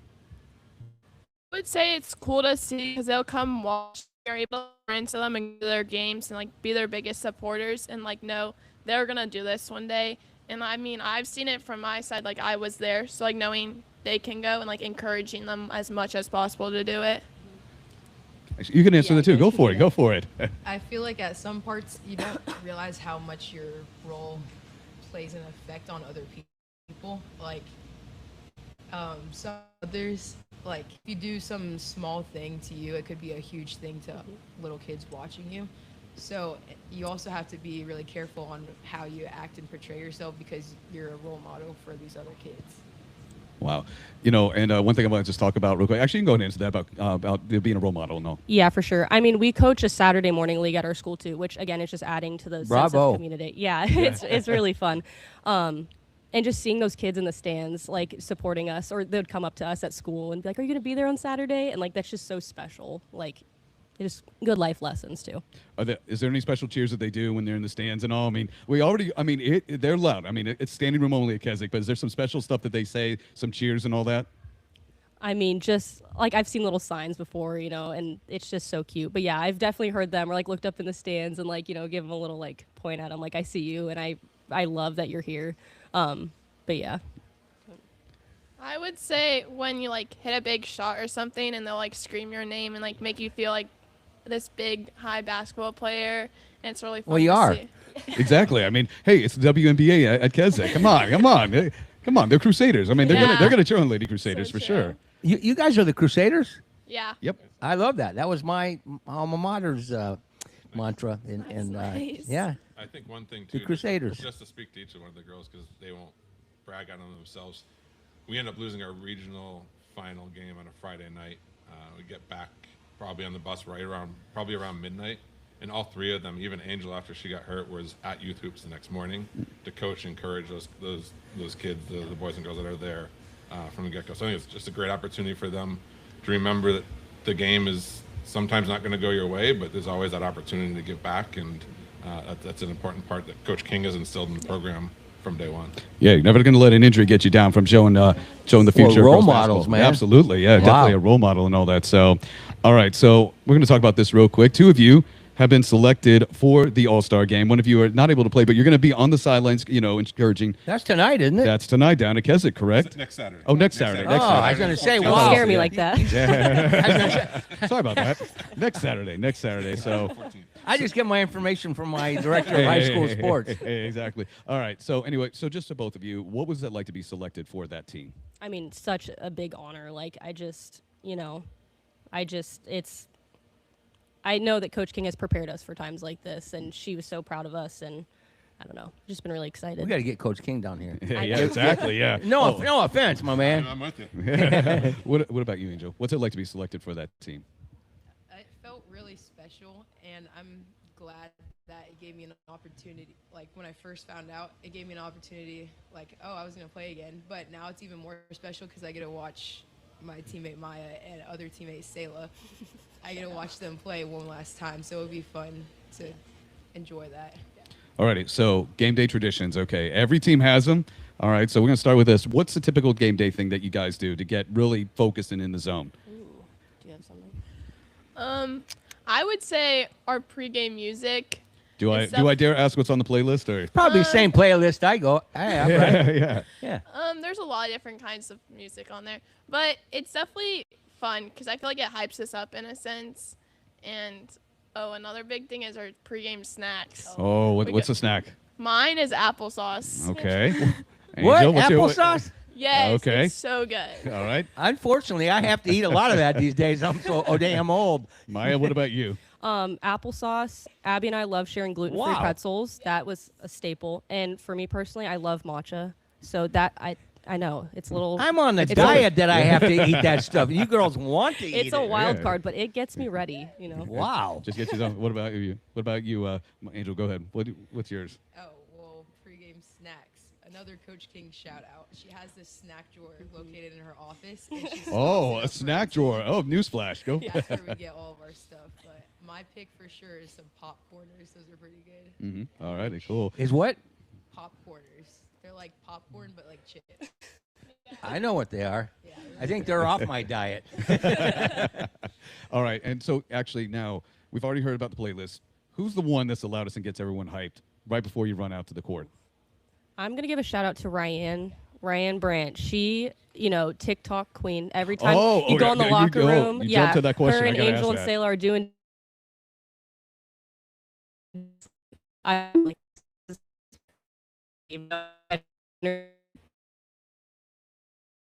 As it's paid new I love it. Yeah, so it's funny every age. Flash, Keswick Christian girls. Is it like dances and everything like that you guys do, or all just basically game day stuff and giving updates on how you guys are doing? What exactly is on Keswick Christian's TikTok page? I mean, Angel will probably have more insight on this, but I mean, me personally, I'm always just like in the background, like doing my hair, and I'm like, Oh, okay. But yeah, it's mostly dances and Mostly stuff. dances. Yeah. Oh, okay. Go for it. What else is on there? Well, they want us to drive traffic to their TikTok page, so you don't have to disclose it all right now. We're just launching TikTok, so we're figuring that out. One thing at a time. One thing at a time. So, all right. So, one thing you can answer. With any school that they always have, they're always going to have a Bible verse or motivational saying that they have to define the success of the season. What's been one that Coach King has had to really define success? Yeah, I would say stronger together, like knowing we're doing this together and it's not just like about us, like who we are, what our skills are, like we're playing as a team. Like it's a team sport, it's not like an individual sport, which she always reminds us of. Like they can have like one better player than all of us, but like they all have to share the ball. There's more to it than just one player. Absolutely. So, all right. So since we're going to talk about just social media, it's always a fun thing to talk about on here. You all have Instagram and all that. So during the season, you all have probably one moment that you want all your fans to see on either X or Instagram. If something was posted right now, play, whatever, what would be posted on there? Yeah. There was one game specifically over, I think it was Thanksgiving break. We played Lake Wales, and I'm going to be completely honest. I had the worst 3 quarters of my entire career. No. But then in the 4th quarter, I had a moment on the bench, and I was like, I have to focus. Like, I don't know what's going on. Say some prayers and then. Yeah, I was like, oh my gosh. I go back in, and I had 13 points and a game-winning 3. Bravo! See, look at and that. a game-winning 3. Yeah. You'll never forget that game. Yeah, as for long sure. as you live. It was unmatched. And, like, it was kind of a far game, so we didn't have a lot of fans there. So it was really special, like, just, sharing that moment. Absolutely. Abby, what about you? Yeah. Honestly, the St. Pete game. Okay. I would say the second time we played them, I just felt like we played well together, and I just felt like there's moments where it's like I would do well, and then there would be moments where like Maya did like extremely well. So like we shared the ball well that game, I felt like. So that was big moment for me, I feel like. All right, Angel, what about you? I would say probably like a pretty nice block. Like Oh, really? Oh. yes, just something that is just a little bit out of the ordinary. Like I had this one block and it was like, okay, sorry. Don't be afraid. Go ahead. There was this one block and there was this girl that had a breakaway layup type of thing, and I was chasing her from behind and I went to block it, but I fell out of bounds. It was a pretty sick block, I will say, but I just fell down. So like it was pretty cool up until that last part, so that would be pretty cool to see a clip of. But Well, sick block sounds a lot better than nice block. Nice block sounds like, here you go. Hey, you want to take them out. Yeah. Alrighty. So we talked about this before the show. Me and Mike are always fans of dual sport athletes. So we're going to start in the end. What other sports do you play at Kezwick? I do volleyball and beach volleyball, which has been really fun. You enjoying the beach volleyball? Oh yeah, we live in Florida. Like Exactly. it's awesome. Yeah. Tell me real quick. What is harder, regular volleyball on the court or beach volleyball? Oh, beach volleyball. It's the same skills. There's only 2 people though, and shout out to my teammate Mia too. She's awesome. But it's so like mentally challenging, and we live in Florida, so it's 95 degrees. And moving in that sand is not easy. Covered in sand, you're sweaty. It's an experience. Perfect. Yeah, it's an up and coming sport. Yes, for sure. Absolutely. We have the Eckerd College beach volleyball girls come down from time to time. Yeah. They're big supporters. But we got a Eckerd College golfer here. You probably go watch the beach volleyball once in a while. I would if I was your age. All right. What about you? What about you? Abby? I do track and flag football. What's your girl, events? track. What's your event in track? Well, I haven't ran this season because I hurt myself in the postseason. Oh. So I haven't ran yet. Okay. But what would you run? What's your event? Something long distance. 800, 1500. Atta girl. Yeah. Alrighty. What about you? I used to play flag football, but I don't think I'm going to play it this year. But the past 2 years, when our school started the flag football program, I was part of that. It was pretty cool. What position did you play? I was a receiver and just a defender. I was on defense as well. I'm starting to really. She was one of our best wide receivers. Yeah. She's humble about it. Well, We ended up winning the I'm district. starting to really dig girls flag football. I mean, I think it's the fastest growing sport right now for the girls. And flag football is going to be in the Olympics In the coming Olympics, up. that's right. 2028. So, hey, get yourself ready. Yeah, flag football. You need to get back. If you Look were at a great that. wide receiver, you need to get back involved. All righty. So, do you want to go ahead, Mike? Yeah. I think you're ready. Well, I always take it easy on the girls, so I won't ask one of the questions. But let's do a shout out to your family, because obviously they've been very supportive throughout your career, and without them, you wouldn't be sitting down at Ferg's sports bar. But anyway, why don't you give a shout out to who's important in your life? Make sure they hear it too. So, Nice and loud. nice and loud. Come on, Angel. All right. You got it. You got it in you. Okay, well, first, I come from a huge family, so I'm not going to name all of my siblings. But How many do you got? I have 5 Okay. brothers, and I have a sister. I think. Yeah. Well, you think? Yes. But I would like to thank my mom and dad for always supporting. Their names? being Jenny and Dave. For being at every game, even when my dad is really loud from the stands. Well, of course. He's the most vocal. So anytime you score and all that, you can hear him. Yes. So he out yells all the parents, right? Yes, and I can also hear my mom telling him to be quiet. And then, for one of my siblings, John, he definitely keeps me humble on my mistakes in the season, so shout out to him. And then also my grandpa, he coaches with us. He's a defensive Oh, really? How coach. cool is that? Yeah, it's pretty cool. So it's been great being able to be on a team with him. It's all family affair. There you go. Alrighty. For me, I would say definitely my family because they're always there for me, and especially my dad. Even though like What's Dad's name? Kevin, he's down there. That's him right there. Oh my God! Yeah, he definitely pushes me to like be the best I can be in every moment. Tougher on you than he is everybody else. Yeah. Exactly. He definitely every is. dad that's a coach in some capacity. Yeah, there's some moments I will say where it's like I don't want to listen to you, but like I know I need to listen to you. So like definitely we've learned how to get around those moments, and then also to all my trainers because they've helped me get to where I am now. So yeah. Same as them. Shout out to my parents. My dad helps out coaching too, which has been really special. You ladies are lucky. Yeah, very lucky. Very Got the best of the best there. Yeah. And so are you. Yeah. Incredibly blessed. Yep. Yeah. My dad also, he's humble about it, but he scrimmages against us, and he definitely schools us. So that again, He's got some game. yeah. He graduated from Kezwick too. Oh, okay. So see, Finished his career, I believe, as the all-time leading scorer in Pinellas County. wow. Really? What's his name? He was pretty good. Michael DeVega. He's right over there. He's with me I- today. Oh, Yeah. really? he's- Oh, but yeah, he always just we records. better our get games. him on the air. Yeah. But yeah, my mom and my brother, who he can't go to a lot of my games because he's in college, but I'd always send him my highlights and he'd give me some feedback. But always my family for just supporting. But hey, he can also watch it though. I mean, you all stream it through there. So Yes, for sure. Yeah. So at the end of the night, he'll be like, "Why'd you miss that free throw? Come on, Yeah. for the foul line. You Yeah. practice this all the time." Yeah. Well, bravo, young ladies, for coming down and a great season. Wish you nothing. Well, you've got a couple more years left, but Yeah. we'll be seeing you again. But we certainly appreciate you coming down and following you in your future. Coach, thanks for coming down. Bring Coach King down here, and we can give some love. I know she wishes she could be here today. We'll give her some Oh love. yeah. Oh, and a quick shout out to Coach King. Coach King is probably watching this right now or listening too. So once again, you can watch. Yeah, you better thank Coach King. Yeah. Yeah.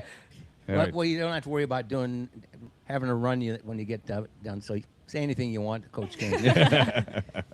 All right. Well, Yeah. thank you very much for coming down. We you. appreciate it very much.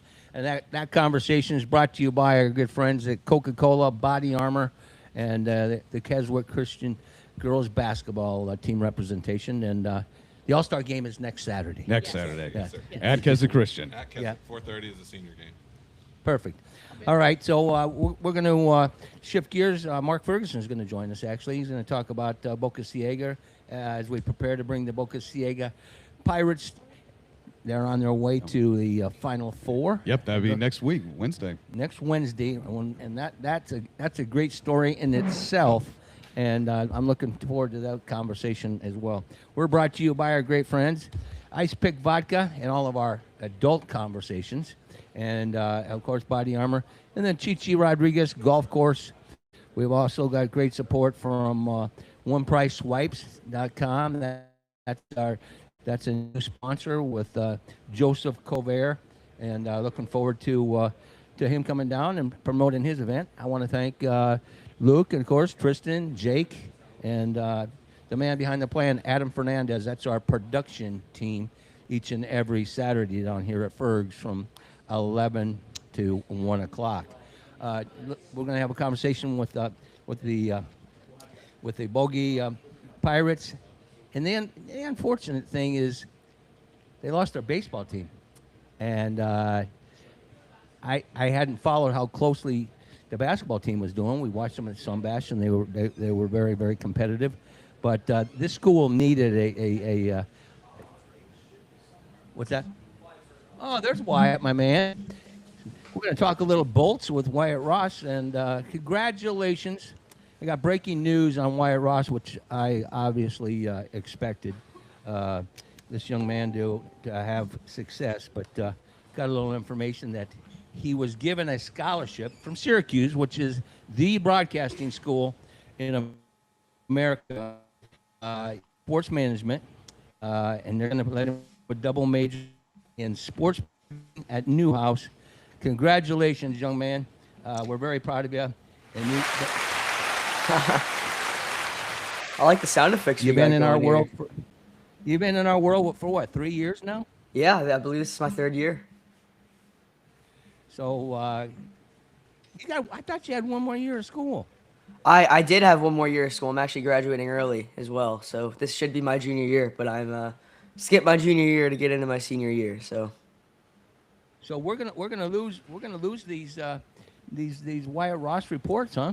Well, the best thing about this radio show is I can do it remotely, so I wouldn't cancel that out very quickly just yet. Well, I'm looking forward. Hey, can I call you back about 5 minutes before the hour? Yeah. I've got the Boca Ciega team, and then I got Mark Ferguson here, and he's on limited time, and I'm going to bring him into the conversation. But reach out to us at about 12:55, my man. Yes, sir.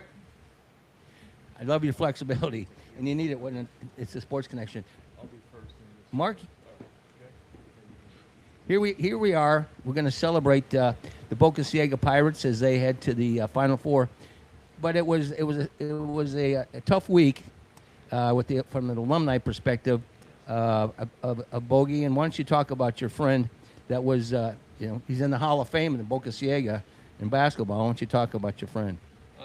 Mr. David White won the state championship in 1986 for Bogey. He was a McDonald's All-American, the only All-American McDonald's to come out of Pinellas County ever.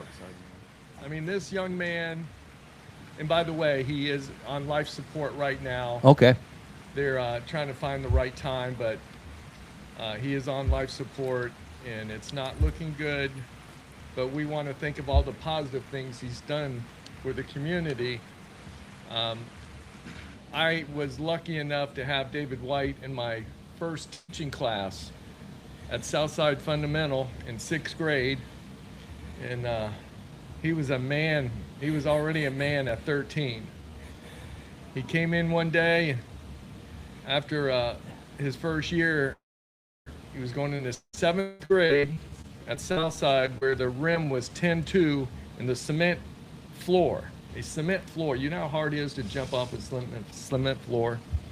He had blue jeans on. He said, "Coach, I can dunk. I learned how to dunk over the summer." I said, "You're not dunking on that rim." He said, "Yes, I am." Didn't even warm up, and he dunked at 13 on a 10-foot-2 rim. I said, "This kid's going to be something." And he went on he played in the McDonald's All-American game. Yeah, he won. He set all kinds of records at Bogey. Went on to win the state McDonald's All-American. Went on to play 4 years at Florida State. And when he got done there, he came back here, got married, raised a family of three. I believe it's 3 kids. And luckily enough, I was enough to grab him on my City League team back then, where we played maybe 15 years together every week. And we went into Hoop It Up tournaments every year in Tampa.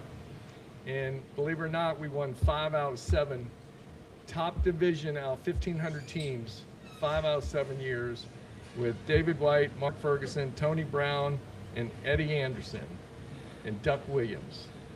And they all were very talented basketball players, but because we played together all the time is because we had so much success, because we knew each other. And that's what it takes, building a team. Anything you do, you want to build a team around you. You want to have good people around you, you want to build a team, and you want to always coach up. So I'm very, very sad about David, but I'm very happy at the same time that I got to know the young man and everything he did for the community and for Bogey. And for Bogey. I got to ask you, Pops. I mean, how much older are you than him that you're out recruiting high school kids to join you old guys playing 3-on-3? Well, you guys might start getting recruited by him. Oh, that's right. He might be next. You never know. As soon as I get done playing in college. But anyways, I'm very excited to see you play. You play tonight? Wednesday. Up in North Florida, right? Yeah, North Florida. Wow. Long ways to go. And who do you play? Suncoast. Suncoast. Riviera Beach. Okay. They're pretty damn good. Yeah. Right. We saw you guys at Sunbash and were impressed. And but last week our bad news was knowing that Boca Ciega had lost the baseball team this year, and now you guys are stepping up the plate and giving encouragement and joy to the fan base going back decades. I've talked to a couple of Boca Ciega graduates that hadn't really paid attention to the basketball program. I said, you need to get on board now and stay on board. They're going to the Final Four. Hopefully we can have a big party in a couple weeks. Thank you guys and good luck. That's Mark Ferguson, of course, the founder of America's #1 sports bar, and he was a Lakewood grad. He's one of the enemies, but when you guys were back in the day, Bogey and Lakewood probably had some great matchups. But I thought that would be a great story. David White, McDonald's All-American, breaking every record, and there's a lot of history that you guys are representing when you go to on Wednesday. And now I turn it over to my my high school expert, and that's Brad Richardson. Yeah, we're definitely going to get to the Sunbash. I mean, that's why I watch you guys, and I tell you what, those games that you played, nonstop, exciting, and literally, I'm trying to keep up doing some color commentating with that, me and McCall Morris. So, but without further ado, welcome to our Coca-Cola Body Armor Studios. We have the Boca Ciega varsity boys basketball guys. Good afternoon. Good afternoon. I'm giving them the applause. All right, go ahead. They're going to state, baby. They're going to state and all that. So, yeah, guys, first of all, thank you for being here. Let's introduce everybody. We're going to start where I'm at right here, and then we're going to go all the way down. Introduce yourselves, what year you are, and what do you play on the team? I'm Ronald Gibson, class 2026. I play small forward and shooting guard. All right, next up, man, go for it. Make sure you talk loud into the microphone. Nice and loud, Yeah, like you're in practice, like you guys are all hanging out. My name is Mason Savith. I'm in the class of 2026, and I play shooting guard. All right, next up. My name is Mackenzie Craddock, class of 2026, and I play guard. I'm Artie Sanders, class of 2026. I play shooting guard. And the man on the end. Dakota Moore, assistant coach. Assistant coach. Well, hey, thank you guys for being down here. I know Coach Kaysen's watching this right now. Of course, he's going to listen in. Of course, he'll give By the way, me you feedback guys are later. looking sharp today. Yeah, look at that. Yeah, he'll give me feedback later on how you guys did. So, and probably how I did. But anyway, once again, guys, thank you for being down here. Just looking back at this season and all, and I want to just talk about the Gibbs game. Gibbs, I tell you what, they were a thorn in your guys' side all season long. So I tell you, take me to that game. I can't even imagine. That place was standing room only for what I saw. Tell me about the atmosphere in that room. Come on. Go for it. Whoever wants to talk. It was crazy. It was a good vibe. It was a lot of people. We just had to come there and do what we had to do. Yeah, all right. Was it your court or was it Gibbs? It was at Bogey. Or It was at Bogey. Bogey. Yeah. Home court, beautiful. Exactly. Home court advantage. Exactly. There Hey, you go. exactly. So you guys broke the 20-year drought spell of y'all not going to the Final Four and all that. What was that like? What was that like to finally? I mean, Ron, come on, let me hear what you got to say about it. It was a blessing. It was a blessing. I'm not gonna lie. It just felt good. We just making history. Just felt good. It was an all around blessing. We just work hard for it. It was a blessing. It's definitely one thing that's going to cap off your senior year and all that. So guys definitely held that trophy high for sure. So Can I ask one question? Go for it. Yeah. It was at Bogey, and like you said, an elect environment. We know, we've had Gibbs on many times and the success they had in their state championship. But did you see a change walking down the halls of the student body that may not have followed you in the past, that finally got into high school sports and their alma mater? I mean, you guys changed the culture for a while, and you're going to continue to. Did you see that? Yes. Definitely. A lot of people were congratulating us, and they were, there and supporting us, and they were just proud of us. Well, they should be. You guys deserve it. Yeah, and I'm sure it was fun walking into classrooms and the teachers recognizing you. And I mean, that's what high school sports are supposed to be about. Yeah. And there was a lot of stuff this year, a lot of firsts and all. We want to give a shout out to this guy, Anthony Brown. He made the 1,000 point club and all that. I mean, that's awesome to him. Congratulations. Hopefully he's watching right now.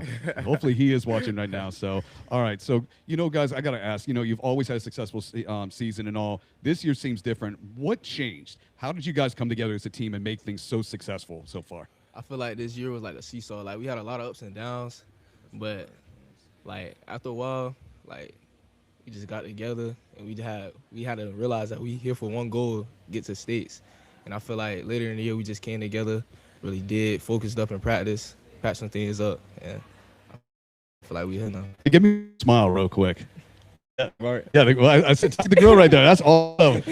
Yeah, he knew he was going to be on TV. He's going to be on exactly. YouTube and Instagram, TikTok. He knew that. Exactly. And you got one, right? Yeah. Look at that. Awesome. Yeah, that's awesome. The big smile, by the way, I can only imagine the smiles that you guys had when all the pictures were being taken. There was little reflections off the teeth, right? Yeah. Absolutely. Make sure we're getting plenty of video. These guys are going to be stars in our world. Alrighty. So, all right. So, yeah, like I said, this season was just amazing. I remember watching you guys, of course, during the Sun Bash. And what was that like to play during? That was a hell of a tournament. Oh, absolutely. It was 3 days, 3 big days and all playing.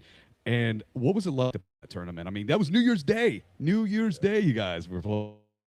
What were some of the teams? I mean, you guys played who during the Sun Bash? Remind me of that. Tampa Prep. Yeah. We had Tampa Prep in the house about 3 weeks ago. Yeah, Northside Christian, what a team and everything like that. But for you guys, what was that experience like? It was a very hard, tough game. Northside Christian does have a really nice squad, and we were just battling bucket after bucket, just going after it, and we came out with a win. Absolutely. What was it like for you, man? I mean, this is your final year, right? Yeah. It was tough. It was tough. Came down to like the wire, the last minute. Coach drew up a play, got a layup at the buzzer beater. Yep. It felt good. It was just a tough battle. Northside Christian, and yeah, we just had a tough squad. They got a head coach over there, Marty Spates. So it wasn't easy, but we got more down here. Yeah. So. Do you think that Sun Bash helped you guys to get to where you're at right now? Definitely. I got a couple times our coach get very loud on that court. I mean, actually, Coach, is this Coach the quiet one? Yeah, I was going to ask, is he the quiet one or is he the loud one? You're just being quiet and let them roll right now? Yeah. I don't think none of our coaches are quiet. No, not at all. Nah. No, he was very calm at certain points, but then all of a sudden, getting down to that buzzer beater and all that. Oh man, just he definitely comes alive, and he's very loud and very vocal, but he's always fun. I'll just say that, very fun to talk to as well. So, but yeah, the Sun Bash, as Mike said, that definitely helped you guys and get you more motivated during the season. So, one thing I want to ask is that obviously we can talk about Gibbs all day. I mean, that game again. But what was some of the things that you learned during the season with some other teams that you played? What's some of the stuff you improved on which got you better? I think, like Kenzie said in the beginning of the season, or the entire season was like a seesaw. We were all kind of new to each other because we were all transfers. So we all came from different schools, and we kind of didn't have like that brotherhood like we have now. And I think that connection that we have now is so important to us because we work as a team and we hold each other accountable. And I think all the teams that we've played that have been really tough, I think that they've kind of brought us closer together because we were we kind of lost this game, so what can we do to improve ourselves and take accountability with each other and just get better as a team and grow as one. And I think think that's a very important thing that kind of helped us come a long way. Well, now, Mike, we know that with Jake Perper, shout out to him, of course, with the Sun Bash, that brings the brotherhood together. I mean, come on, you guys can become more of a family at that point. Yes. So absolutely. So, Coach, what did you see with these guys, becoming a brotherhood this season? I just think it was the little things, like obviously we had our up and down moments, but everybody just bought in and put their head down and just worked. Like that's what I feel like. You know one thing we didn't do with Coach? What's that? Let's get a little bio, Coach. He yeah. deserves a little love. Yeah. No, just I played at Bogey. It's got to mean a lot to you. Then. Yeah. So I ain't experienced the joy of getting the States as a player, but like as a coach, it was just good to see the kids happy because I know the work they put in all year, and it was a good moment. But like I just feel like it was just everybody staying down and buying in and just doing the little things, boxing out, being in the right gaps and stuff like that. They put their head down and they work. I can't really say nothing. Paying attention to detail like the coaches tell you to. Yeah. All right. So now with Coach, is he one of those that he will go through every single thing that you did wrong, or is he going to focus more on the great moments or mostly more on the negative stuff that might have happened during a game? I think Coach Kaysen he appreciates the great moments that happen, but he always notices the very small things that kind of messes us up, and he always tries to tell us what happened, how we can overcome it, and how we can just figure it out next time. That's why you're going to Final Four. Yeah, exactly. Yeah, exactly. What's been some of the greatest advice that he's given you guys to be successful during the season? I think one of the greatest advices that he's given us all season is faith. I think faith is a really big thing with us, and he's always kind of just told us just be faithful and just work. Honestly, that's really it. What about you, Ronald? I mean, you're graduating this year, but so what's been some of the advice that he's given you? Like Mason, just piggyback off what Mason said. Just have faith, no matter what, times get hard, they're going to run. We're down. It doesn't matter. We just have faith, just keep working. Well, one of the questions I typically ask, it might be a little early. Oh no. Well, wait, I mean, if there's any other questions that want to ask and all, but one thing I want to know is that I want to ask any multi-sport athletes. Yeah, exactly. Yeah, are there any? No, it's just basketball. All the hoops. All hoops. All right. Well, successful. Anthony runs track and stuff like that. Oh, okay. So you're gonna be running track, okay? What do you run, my man? Oh, I don't run track. Anthony Brown. He does hurdles. Hurdles? Oh, wow. Wow, absolutely. So hurdles are brutal. Yeah. Well, I mean, I'm only 5'5" guy, so yeah, I'm definitely not a hurdle person. Big man play football. Yeah. Gotcha. So actually, I will ask you this. So you all have grown up playing basketball and all. You probably played AAU basketball, correct? Yes. So how many of you guys, before you all came here to the school as a brotherhood, how many of you guys played in different leagues together? Most of you guys did or no? I mean, there's leagues all over. Other people on the team, but us here, no. No? Nah. So that says a lot about the coaching staff, taking these guys that didn't.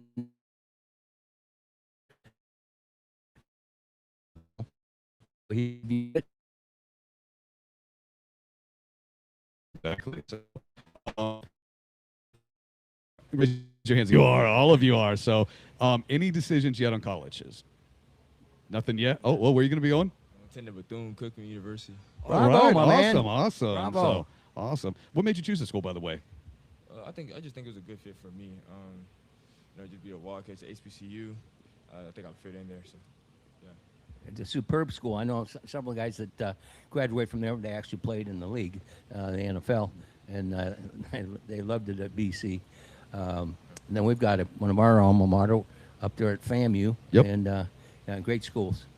Absolutely. All right. So going into next week, how are you guys going to approach that game? Have you guys been watching film of this other team? What all have you been doing to prepare going into Wednesday? I feel like we played them before in Ocala, and we kind of know what we expecting. I feel like what was that result? It was we was down 7 at halftime, but we had how I said it was a lot of things going on in the season. We had going down by 30 that game, but we know what we can do to fix that. And I feel like just like how Gibbs was, that week was just all about preparation, just getting ready for that. And I feel like if we do that this week, get ready, work with our head down, focus up, we can go into that game, we can win it. Coach, how deep are you guys? How deep are we? Yeah. Play about at least 8. Yeah. Yeah, but I feel like we're just a different team too from the beginning of the year. half of the year. You know, gelling right time. Everything comes together. By the way, a separate van for fans to cheer them up. When you guys down there to cheer you on. Yeah. Everyone too. Oh, okay. Well, we'll be following closely. We're gonna have a bash. We had a bash for you. We better have a bash for you guys, regardless of the outcome. When you come back, Mark and I will talk about that. We already have talked about it, and you can have your friends and family. We'll show appreciation, express how important it is for, here's my opinion, to have the South Side represented, to have public schools represented. I'm a big believer in that because it's typically the public schools versus the privates, and you guys are, a beacon of light for the public schools, and that's why we're so impressed with what you're doing, and bravo. As I said, this is a time Bogey lost their baseball team, and now they have you guys. Were you a baseball guy? Yeah, I played baseball up until 9th grade. Oh, wow. And I was planning on playing this year, but unfortunately we didn't have a team. Well, you're going to have so much joy looking back at this season. It'll mask some of that pain. Absolutely. You want me to ask my questions, John? I'll get one more in. So, real cool. How many of you have that regional championship photo posted on any of your social media right now? What about you? Yeah. Come on. Why wouldn't you, man? I know. I mean, that's the tentative one right now. Why wouldn't you? Exactly. But let me ask you this. Who's gotten how many retweets or any likes have you guys gotten? I mean, you guys gotten a lot of stuff for those, right? A lot. Any nice comments? I'll put nice in that, or yes. All nice. Okay, yes, all right. yes, at least there's. yes. I always want to make sure there's good sportsmanship across the area here. Sometimes, I mean, we want to make sure everything is good. I guarantee you the Gibbs community is behind, regardless of them not getting there. Probably about a 50-50. Yeah. I mean, they want to be there, but when they see you up there, they can either take this route, Coach.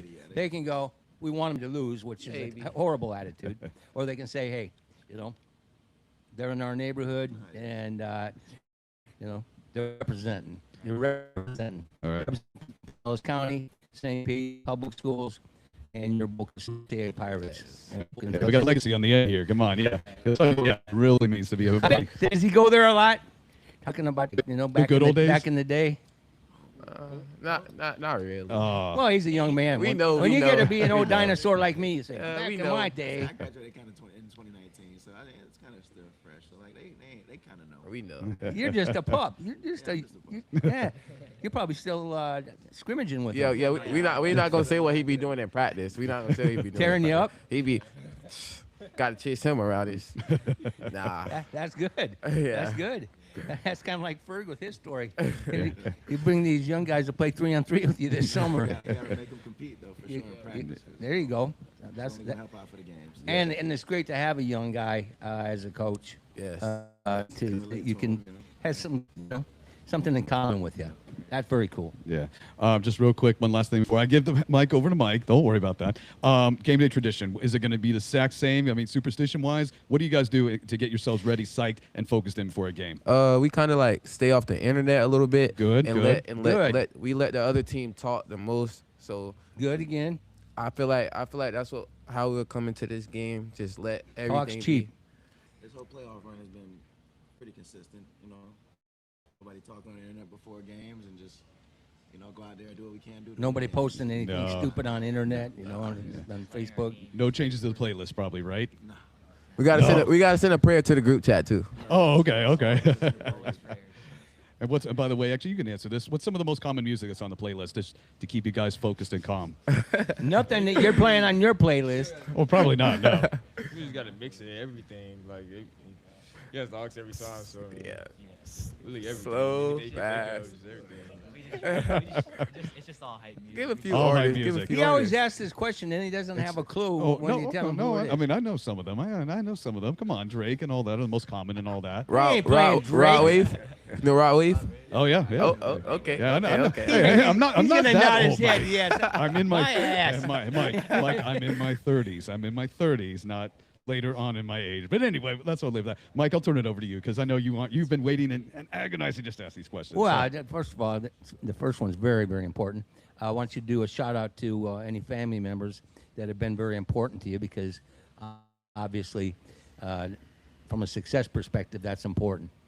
I just want to shout out my mom, my auntie, my dad. What are their names? Oh, my mom, Nettie, my auntie, Sade, my dad, Ronald. I just want to shout out them for supporting me through this journey. It's been a long journey, and yeah, I just want to thank you for everything. Well, now I'll throw a curveball at you. Got a girlfriend? No. My man. Smart man. My man. All right. Shout out my mom, Shannery, my stepdad, Josh, my little sister, Kaylani, and my grandma, I call her Gigi, but her name's Karen. Well, Gigi, trust me, as a grandpa, Gigi's important. Got a girlfriend? No. Smart man, Mike. 2 for 2. Beautiful. I like to shout out my mom, Maya, my dad, and all the coaches that helped me along the way with just getting through this whole season. All 4 years at Boogie. Oh, so you've been there 4 years? Yeah. Bravo, man. He stuck it out for this, and he stuck it out for this success. Girlfriend? Nah. All right. This 3 is for the 5. recipe for success, boys. I'm telling you right now. I don't know. I'm going to give a shout out to my 2 big sisters, Deanna and Amanda, my mom, Lavicia, and my dad, Artist. And then a shout out to Kason and all the rest of my coaches for supporting me when they came. I've been there all 4 years also. Bravo. And it's been great.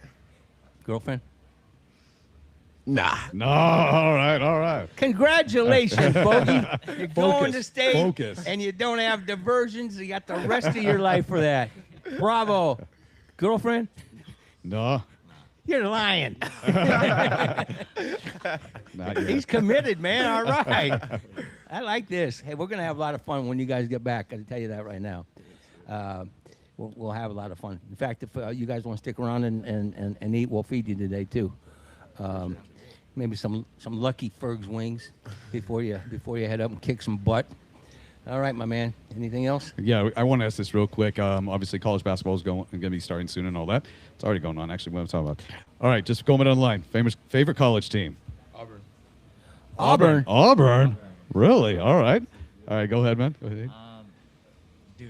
Duke? Oh, okay. All right. Alex Rebo like that. I really don't got one, but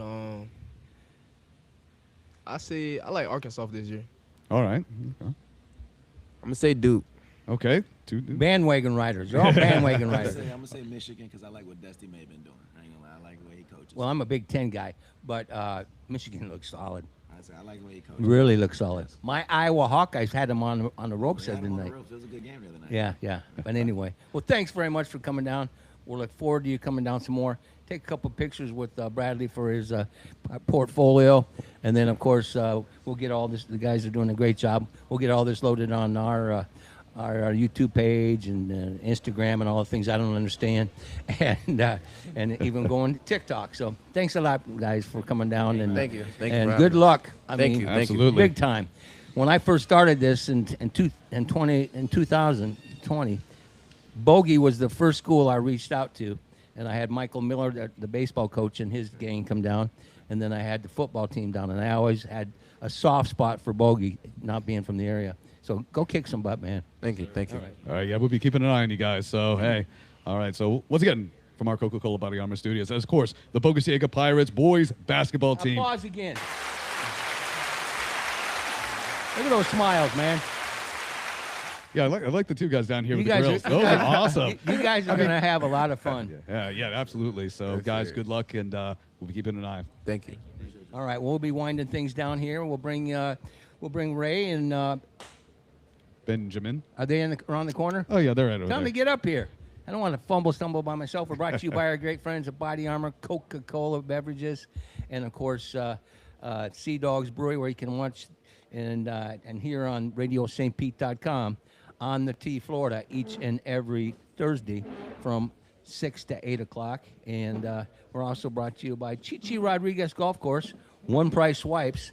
And we've had a nice blend. We had great conversation about baseball with my good friend Jeff Mangold. We had our first international call. Of course, our good friend Alex Reba from Puerto Rico. Living a dream. Puerto Rico. Bad Bunny. I don't want to think about a Bad Bunny You didn't again. like the Bad Bunny performance? I wanted to end this show on a positive note. That is positive. You don't like Bad Bunny? I like to listen to music. You're a Tito Puente kind of in guy. English. Tito Puente. I kind of like the rhythm. Well, by the but way, I want to know what the hell one they're of these saying. days, Tito Puente is going to be dead, and you're going to be. We want to tell you, Stripes. the three of us Stripes, were no? outside. We were practicing our Harry Carey, so we're going to be ready. Opening the Rays opening home game for our Harry Carey impersonations to see who has the best.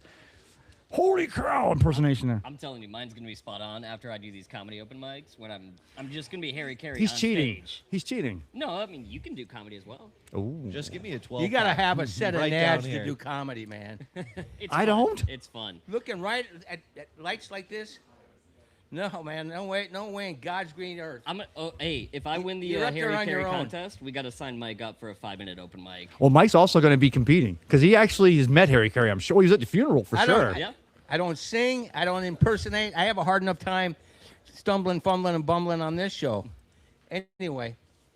Yes. ESPN 8, the Ocho just came on. I just want to say this, and it's pillow fighting, Mike. Pillow fighting. Way to ruin the No, take a look. Take a look. Top right. Way to ruin the end of the show. Mike, you haven't even taken a peek yet. Look at this I don't guy. give a damn. That's why. He's a dapper gentleman dressed up for a wonderful fight of pillow fighting. Well, the best part is when they go to the corner between rounds, it's called pillow talk. Hey, by the way, our own Emily Peters, who's been on many times. Yes. You know, she's a producer of Ocho. On the Ocho. Well, everything on the probably Ocho. is. Everything. She They does. had wiffle ball. They had a wiffle. And I know you hate it. They put that little target up, the wiffle ball. They try to throw it in. Oh no, I like that. And that's on the Ocho too. So that's is pretty- Emily. Have you guys seen this beer can baseball league? No. What the hell is that now? No, it's super cool. They throw a beer can and they have like a home plate bowl, if you will, that they try and make it in there, and they hit it. And if they hit it over the fence, it's a home run. If they hit the fence, it's a triple. If they make it past certain lines, it's super cool. It's well worth the watch, Mike. There's an international with bated breath. I championship. can't wait to watch it. I'm in. I'll get him in. Don't worry. All right, let's get some last. With the St. Pete plantains. Let's get some St. Pete some last portion of the show statements from the panel. And maybe you might want to lean more towards baseball, Ben Botham, not pillow fights. That was baseball. I just told you about beer can baseball. Pillow fights.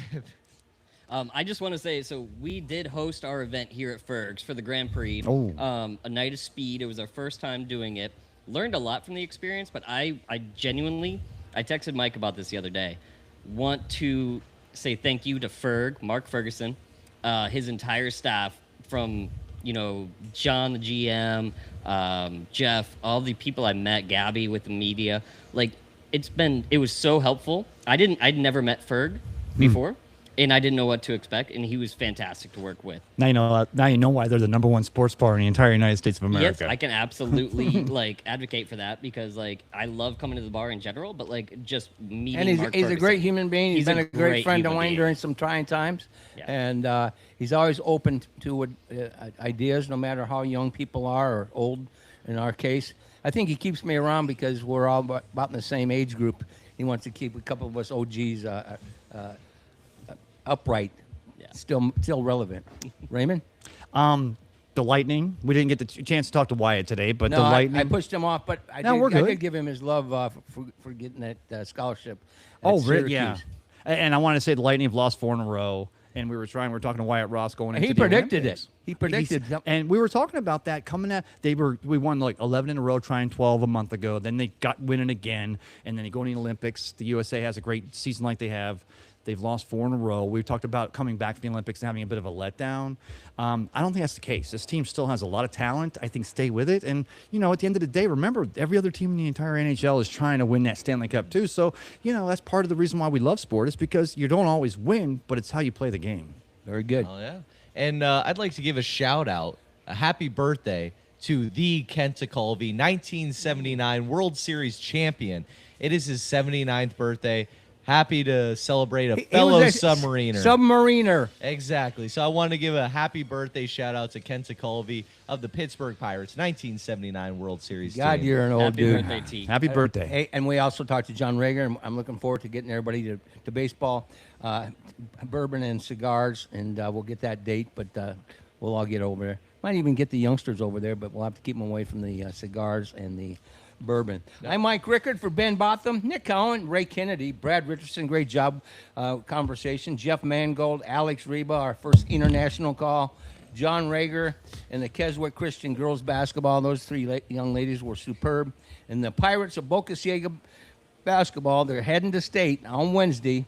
And then, of course, Tristan, Jacob, and Luke, and Adam Fernandez, who's knocking it out of the park, our director of video streaming. Joe Bedreau up there, RadioSt.Pete.com, been with me since the beginning in Florida Sports Streams. Thanking you for listening to the Tampa St. Pete Sports Connection.